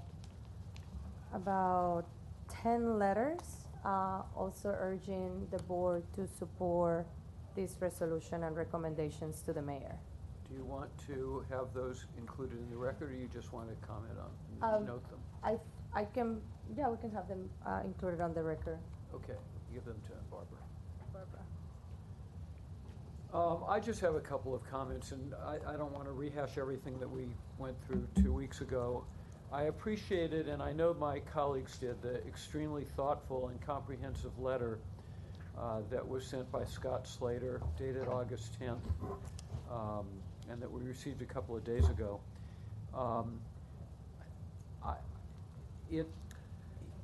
Cadiz and I read the USGS commentary very differently, and I just want to reference it. In Scott Slater's letter on page 7, he does quote USGS, and he says it was reproduced out of context. He quotes, as I did in the hearing 2 weeks ago, quote, in 2017, the USGS states that, quote, we are not aware of new information that would change our recharge estimates. And then he emphasizes the additional 2 sentences. However, as we also indicated, we have not reviewed the current proposed Cadiz water extraction project. Similarly, we have not conducted new site-specific studies or data recollection in the Cadiz area since our 2000 review. That's all well and good, but the 2 highlighted sentences essentially ignore the sentence that they're responding to, which is, we are not aware of new information that would change our recharge estimates. So as of 2017, USGS, which I find highly reliable and credible and not an interested party, restated that they are not aware of new information that would change their recharge estimates. They were aware of Cadiz having done further work, but even though they were aware of that, they emphasized they're not aware of new information that would change our recharge estimates. And one of the issues to me that is very troublesome is that there are conflicts abounding here. The scientists who provided the underpinning for much of the information turn out to be the lead contractor for the project. These are not objective, arm's length, impartial, dispassionate analyses. Time and again, we see statements supporting the project only to learn that they're made by people who are paid by the project. That happens fairly frequently in this process. And then the discussion that we need to rely on science, which I think everybody here agrees on, I guess ignores the fact that the National Park Service just skewered the science that Cadiz provided as basically unusable science, and that differs so drastically from USGS findings. And the science Cadiz is still using is basically the same science that was used before. And the USGS science is sound. So we now find ourselves relying upon a decision in light of where we are procedurally, ultimately by an administration in Washington that is avowedly anti-science and uninterested in science and disinterested in real science, and filled with in a department filled with people who, or at least with one person in a very key position, who has been Cadiz's lobbyist. So it's very difficult to expect a dispassionate, arm's length, scientific, non-involved process coming from this structure. So without belaboring the points that we made before, I would again urge an aye vote on supporting AB 1000. Is that your motion? Yes, that is the motion before us Okay. that's in our book. It's moved and seconded. Yes. Is any I have further? a comment. Yes, please. President Levin. Mr. President, I am in support of the resolution. However, I'd like to ask that it be amended to make a clarification, having been involved since I've been at DWP with the unintended consequences that never were supposed to occur, where DWP was never supposed to have liability for anything. I am very supportive of this. But in particular, I want to be sure that it's clear that our recommendation for support of AB 1000 is with respect to the legislation as it's currently written. As you know, there are many other groundwater basins around the state where oversight through such laws such as the Sustainable Groundwater Act, as well as other court-adopted and adjudicated agreements, provides additional protections and limitations for both existing and future groundwater pumping. I would not want to give the impression that we are in support of any revisions, expansions, changes to the scope of AB 1000 without seeing those and their potential impacts. Accordingly, I would like to include the statement, be it further resolved that this board's recommendation is based on AB 1000 as presently written and presented. That's acceptable to me. Yeah. So the motion is to support the resolution as amended by Commissioner Funderburk. So moved. Those in favor? Aye. It's approved. Thank you. Council? Mr. President, at this point, we will recess in a closed session in accordance with the California Government Code, and we will report any final actions taken therein. Thank you.